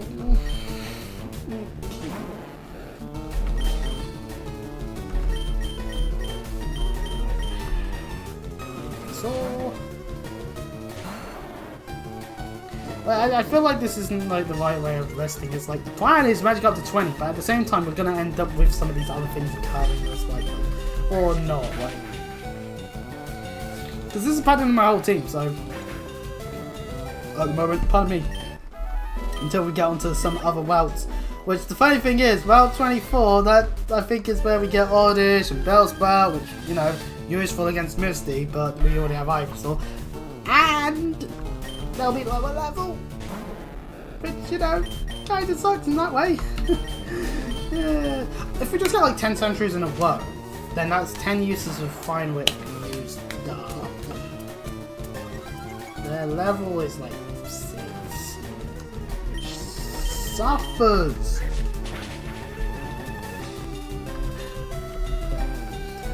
If we get Shiny, I'm switching to Ivysaur and I'm using Fleet Powder. Because I'm not risky. Yeah, it's another Andrew and level 8 one. We'll take it. Sadly, we need to get to the point where we get our hands on other TMs for Clefable. But that's fine. We'll handle that. Or, you know, we can always end up switching it to a different Pokemon at a later point. Like, I probably might end up doing more grinding when we, depending on how we get in terms of what we get in terms of encounters. That's the thing. In some cases, just because it's like, oh well, you know, we need to level them. Pokemon! Oliver, switching to level 10! We've got level 10 one this time. Then going for scratches! That makes sense, we have 5 uses left. Oh, there's only 4 more Sandshrews we can fight then. Oh. Or at least with Ivysaur. Which is now level 18. Yeah, decent start. I mean, if we get to level 20 with Ivysaur, we have ways. Well, no, I think that was as Bulbasaur. But if we get to the point where we have Razor Leaf, then that's really good. Hands down.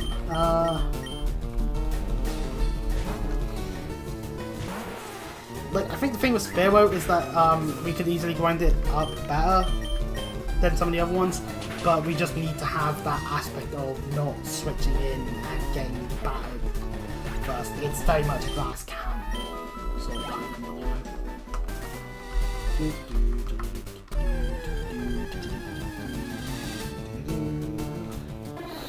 know. How has people's day? If you've been watching this hard time, then yeah, you know, that's cool.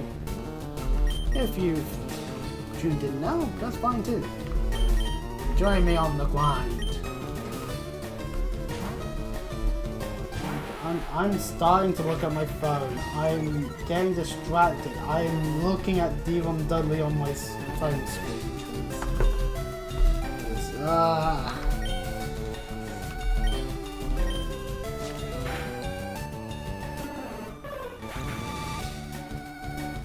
What's popular on Reddit right now? Grandparents being super nice to me. Them beating my parents when they were kids. Oh no! They always love their grandkids, but never their kids. Yeah, that is so weird. But I guess that's just how it works out, really. People are just evil sometimes, and in ways that you wouldn't think it.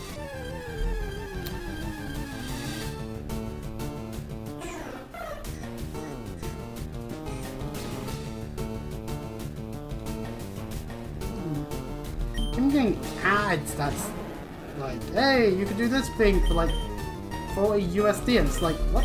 40 USD? Don't live in America, you idiots.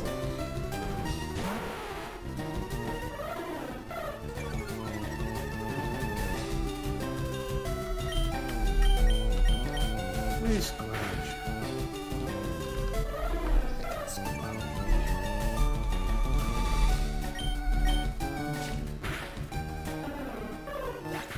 See, when a grind session is occurring in a game like this, sometimes you just want to have something else that you're doing as alongside it.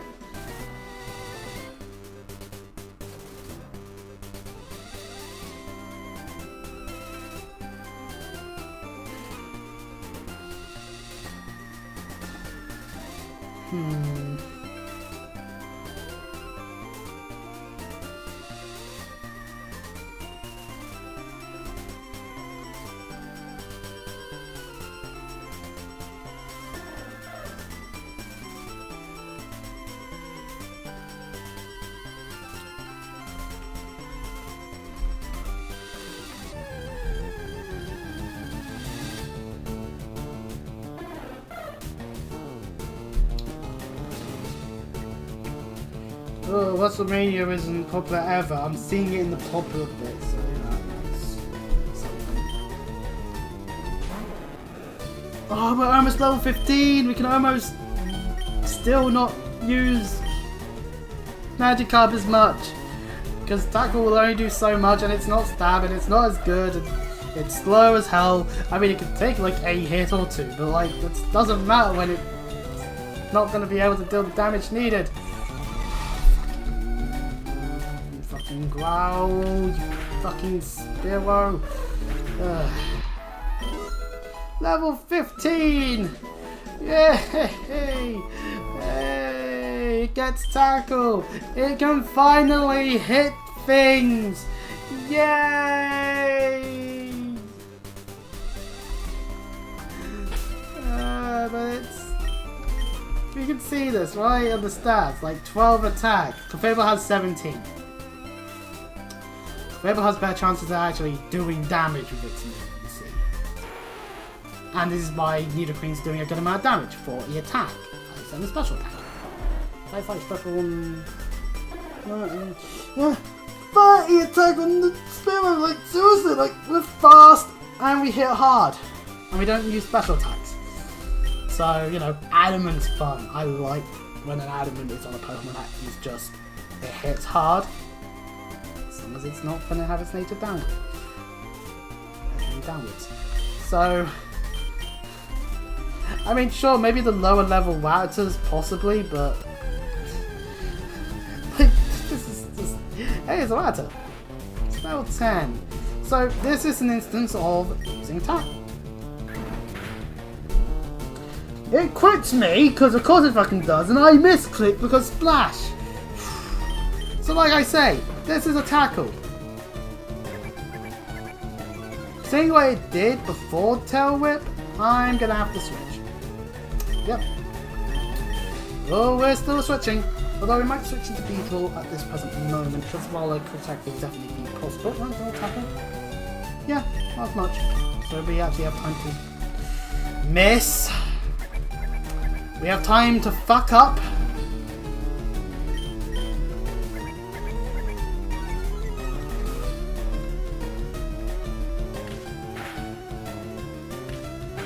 And this is the same point of weapons with like Beedrill. Like this is Fury Attack for Beedrill.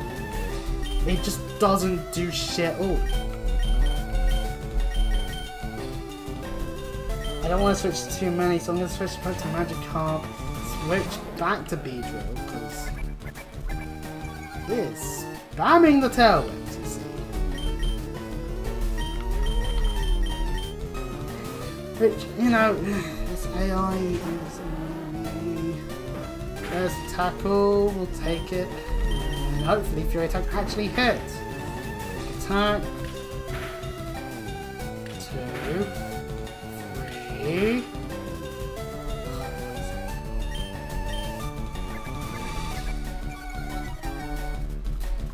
Relying on Fury Attack. Switching back to Magikarp. This is so fun. I'm having so much fun with it using Tail Whip all the fucking time. Hey, maybe we can actually get the Tackle.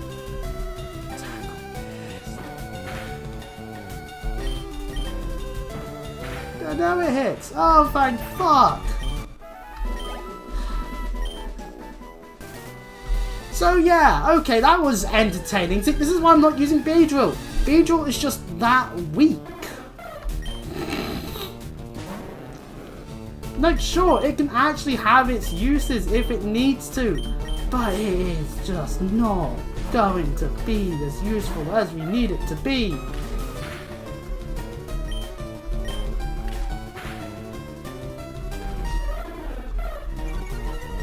Like, the fact of the matter is, the reason why it works better on Spirit is because it is stab, so it's like, the stab adds to it.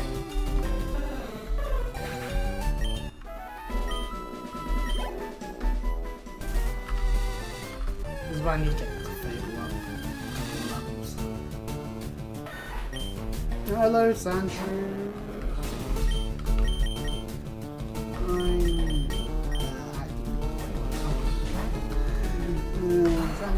red bats it's defense curling. Actually not a bad strategy as a whole, actually, to be honest.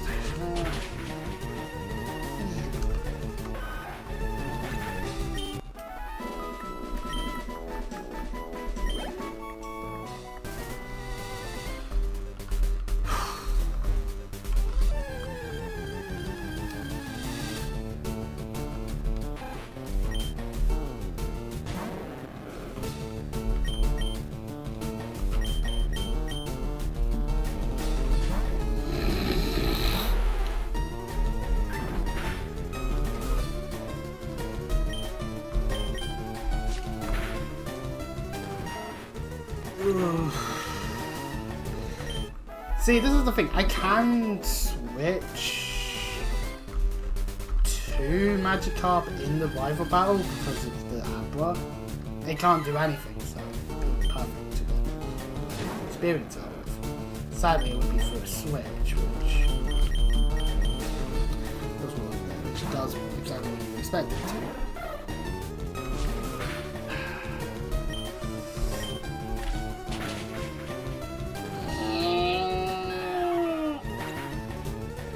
Oh, fucking hell. How much experience does it need to level up now? How am I doing? I mean, we've done 10 levels. That's great.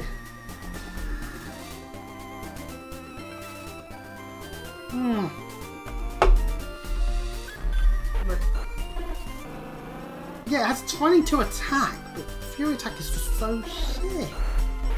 22 versus 12. See, that's just how much there is a difference. Like, it is just so painful. You know what? Yeah, let's stop in having fun. I want to be done with Magikarp. Why am I doing this to myself?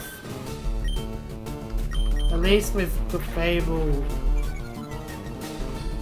Damn it, it's faster. I could have maybe predicted what it would do and encore it.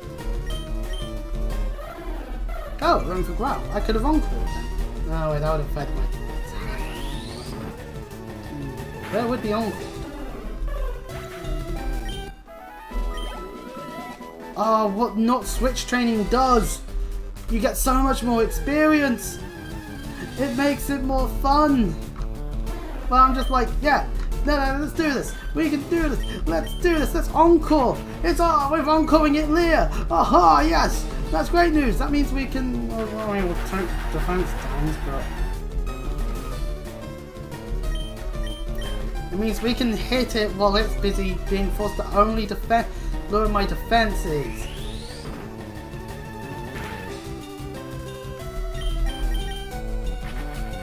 All these pound. Try and guarantee a hit.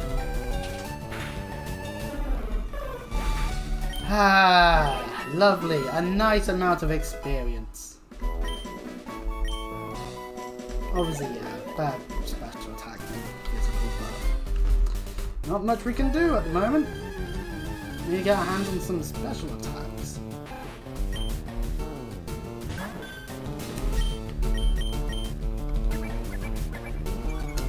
Liquidated it.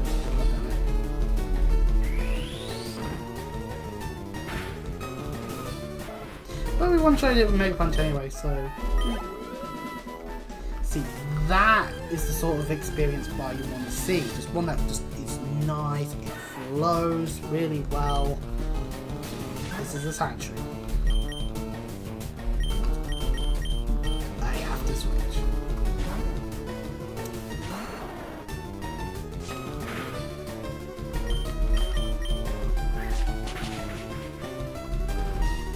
It's effective!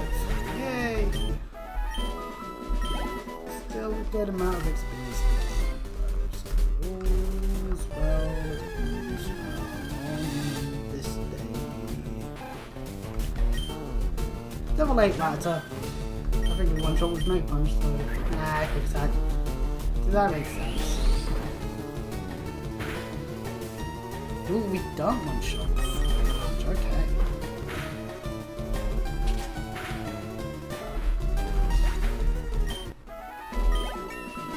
Level 10.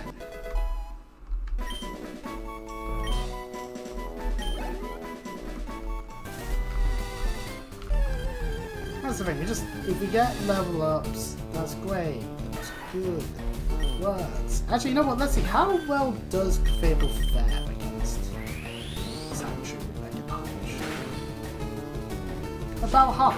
Okay, that's not too bad actually, isn't it? Good. Oh yeah, because ground doesn't resist normal, it's walk. That's why. So as long as you can hit them hard enough, although now our health is a bit on the lower side of things. Don't be great potentially. Level 8 water, we've done decent damage to them before. Now we outspeed. Yeah, okay, so the ones that have more defense we can't sure. Okay, that's good to note. See, this is something. Beedle is going to be the same issue with Magikarp, but it's just so pitiful.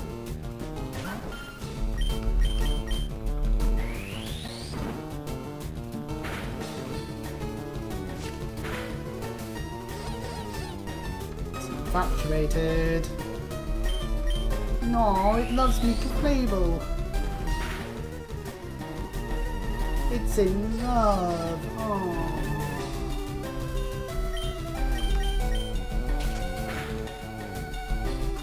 How lovely. Means we get to kill it.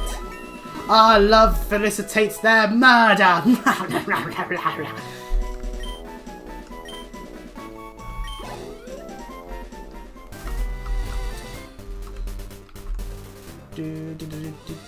Let's go downhill. So our team is not slowly dying. I should probably save. We've played for nearly 3.5 hours. I should probably at the very least save it, so in the event of something bad happening, we don't suffer too much. So yeah, let's just throw a save down for the moment.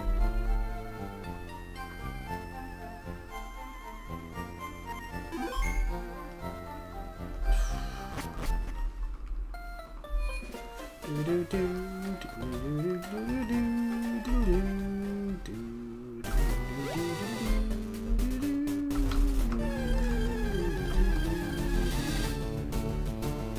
know what? Fable seems to be so much simpler. So much simpler to level up. Then again, it is a fully evolved Pokemon, which gives it that benefit, you know. It's like, boom. Stab. Also stab. Stab. Stab is useful. Anyone who says stab isn't useful is a fucking liar or doesn't know how to play Pokemon correctly. Ah, but moves that do neutral damage and are just as a whole is obviously better than hitting for super effective damage. No, being able to hit for super effective damage is the best option, really. Because it means that the Pokemon is more likely to die.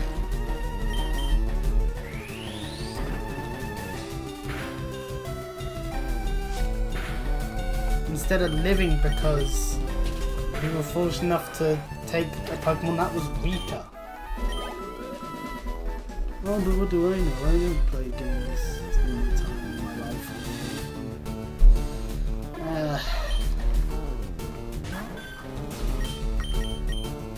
People and ground.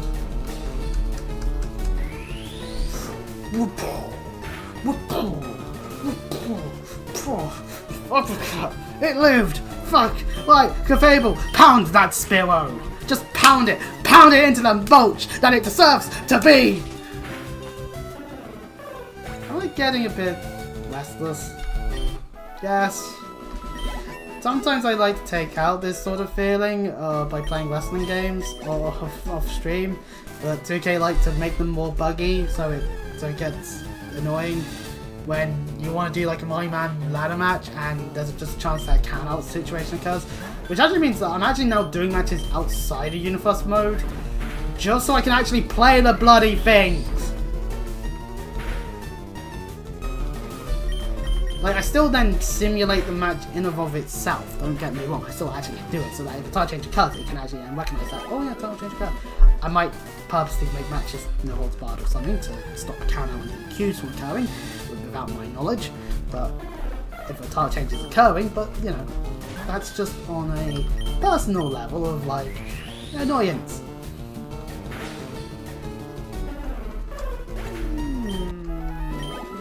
So much fun. This is another thing. Fable's obviously on a faster XP track than that of Magikarp.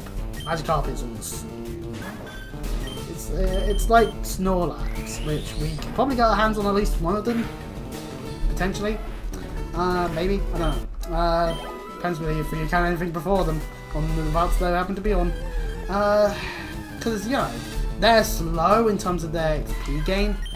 But there's a valid reason for it. It's like it's meant to be like, oh yeah, Snorlax is like this big lumbering oaf that, if you put some patience in, can be quite high in terms of level. It can be quite strong. Quite strong.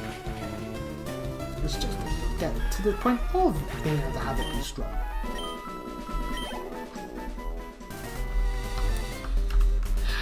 More Pokemon Fable, and then we'll go back to Magikarp Switch training because, oh good lord, I'm so glad I can move away from that for a little bit at least. And be like, no, this is justifiable. We want Fable to be of a higher level anyway. Or maybe immediately. Level 13. We go to level 13. That's good.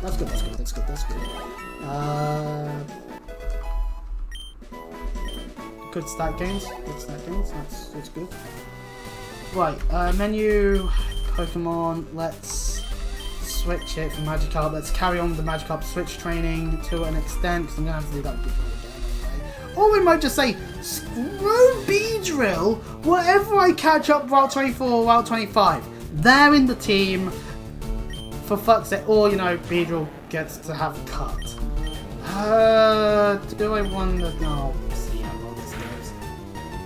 It's not got much in the defense, and it's lowering my attack. That might actually be more beneficial than trying to lower my defense actually in some ways, because it means it gets to live longer.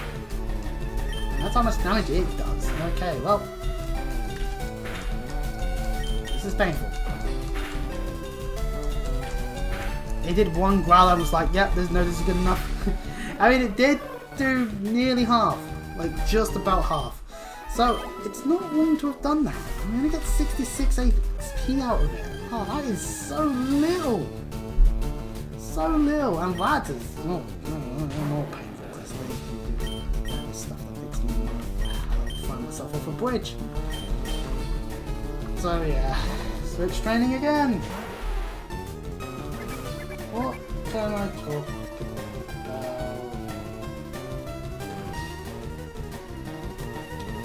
Oh yeah, someone on r/Fear and Hunger has been doing this soul swap thing, and one of the characters is basically just the anarchist route of Ethiopia in Horde 4. That's literally how to describe it. And it's like, someone in the comments actually pointed out a very valid point. It screams of those like AU swap role shenanigans in Undertale fandom. And it's like, oh god, now that you mention it, I see it clearly now. It's like one of those like Undertale AUs where it's like, oh, what if Sans was fulfilling the role of Toriel, and Toriel was actually fulfilling the role of Papyrus, and Papyrus was fulfilling the role of and so on and so forth. It's like, have we gone mad lately? No, there's so many Undertale AUs. You can tell it's popular for a reason. So of course people will try it with more obscure stuff. That's fair enough. Okay, Chris, you've talked about people that essentially do porn for a living, and Fear and Hunger. What next? I realise what I'm saying sometimes. Again with the real quick counter. No, can't you though? Why are trans supporters protesting in cities throughout the UK? Oh, no, that's quite simple actually. Such aspects is asking a sensible question for once. Oh, that's quite easy. Because the UK government's being an idiot. And basically going, yeah, sure, bunch of people that obviously have no involvement with how a trans person should live. We'll just do whatever you say. Keep giving us more of that money, Rowling. We want to buy another yacht. That's the logic that's being used right now by me. I'm saying it. J.K. Rowling is a cunt. And the sooner people realise that, maybe the sooner they won't end up becoming Harry Potter fans. The less I hear about Harry Potter, that means we're doing a much better job at stopping people from giving a shit about anything J.K. Rowling has ever done. And maybe that will get her to stop getting money out of it. Oh, but can we separate art from the art? No. No, we cannot. Separating art from the artist, you know what that gets you? It makes you a Chris Benoit fan. It does. Hands down. And we do not speak of Chris Benoit. Because he did heinous shit. At least, thank fuck, Benoit's dead, at least. I know I'll probably get told, hey, don't threaten to kill, but I'm not threatening to kill. I'm just saying the obvious. Like, I think the world would be a better place if some of these toughs were just not alive. Hands down. Like,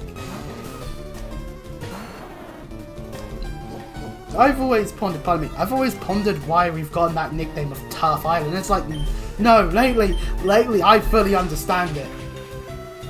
I fully understand it. You know what? I'm willing to mend bridges. Any trans person I have wronged or they have wronged me, I want to repair said bridges. Because of it. Like I said in the video, I've had 2 real bad experiences with trans people. One is been interactions with Lily Orchard on YouTube. Just no. Like, seriously, like, she is one of the worst people on YouTube sometimes, it feels like. I don't know what the fuck her channel is currently called because she keeps changing it, but maybe it's still CD Cool, maybe she's changed it to something else. So who knows? I don't want to look into it more. I think she's one of the worst people possible, and because she's trans, it's a bit hard to make an argument about her sometimes, because then it starts going into the world of, are you sure we're not trying to be transphobic? And like I said, the IRL stuff, which I don't want to go into because, you know, I know them, they know me. They're a happy bunch of people? I don't know. But the point being on that end is, I'm willing to bend bridges with them at least, because it's like, I think some of it's more just me mentally, just going through various memories and being like, oh wow, this is now in a new context. And I don't like this context as much as I should be. And that's probably more on my end than anything else really, I'd argue, but you know. But I know me. That's the thing. I know I will burn a bridge if I desire to burn a bridge. And sometimes that's not a good thing. Although, my way of burning bridges sometimes is just to leave the bridge there and just walk off of it. But, you know, into the water below. But, you know, it's how it is. Level 15, and we're at 239 to get to level 16. I may actually execute that idea. Like, I'll go onto the thumbnail on 3D Paint, purposely raise the 2, put a 3 in there, and be like, oh yeah, no, this is the Chris is going to Cerulean and fighting Misty arc. This includes having to deal with the annoyances that is grinding a fucking Magikarp. Because my back is hurting. I am actually like, I'm getting drained doing this. This might end up, this Leaf Green Nuzlocke might be an occasional thing, and I am going to be busy next week. I'll admit to that. I may not stream as much as I want to next week anyway. But right now, I am so... I think I was feeling this last time when I was streaming as well. I am getting... I'm boring myself because I'm mainly just grinding. I could just go on with Nidoqueen. This is the thing. Like, I saved the game, so anyone really know, it doesn't matter. Nidoqueen's level 20, that's good. Ivysaur, not far off. We could probably actually do Gary right now. We could do Gary, probably next time. It'd be fine. Maybe we'll level Spill up a little bit more, Fable a little bit more, that's fine. V-Drill, I'm going to teach it Cut. But Magikarp is... I'm doing this though, so that we have Gyarados, so we have a Water type that I can say, yes, this is a Pokemon we can use. So I hope you enjoyed this part. Next time we'll carry on with the grind as it was. Next time we'll carry on grinding up Magikarp to level 20 so it evolves. Then we'll get Clefable up to a bit more of a higher level as well. Not necessarily up to level 20 because, you know, don't need to necessarily do that right now with Clefable as much. Beedrill we're just going to leave alone. We're not going to bother with Beedrill. I think we're just going to leave it at level 10. Maybe just box it, grab. Maybe we'll get an Oddish or Bellsprout as our encounter or up Route 24, Route 25. And, you know, because they're at least around here in Gen 1 to an extent, so, you know. And I'm more knowledgeable of Gen 1 than I am of Gen 3, but quite a few of these things are very similar to that. If you enjoyed, you can check out the other stuff like the Fire Emblem 3 Houses playthrough and the Final Fantasy 14 playthrough and anything else that happens to be on the channel. And of course, if you do like more of what you see, then if you do like things that you're seeing, then hey, you can always subscribe and like, or dislike if you don't like it. Well, that's fine too. I don't stop you. Free will is a thing after all. So until next time, I'll see you all. Bye bye.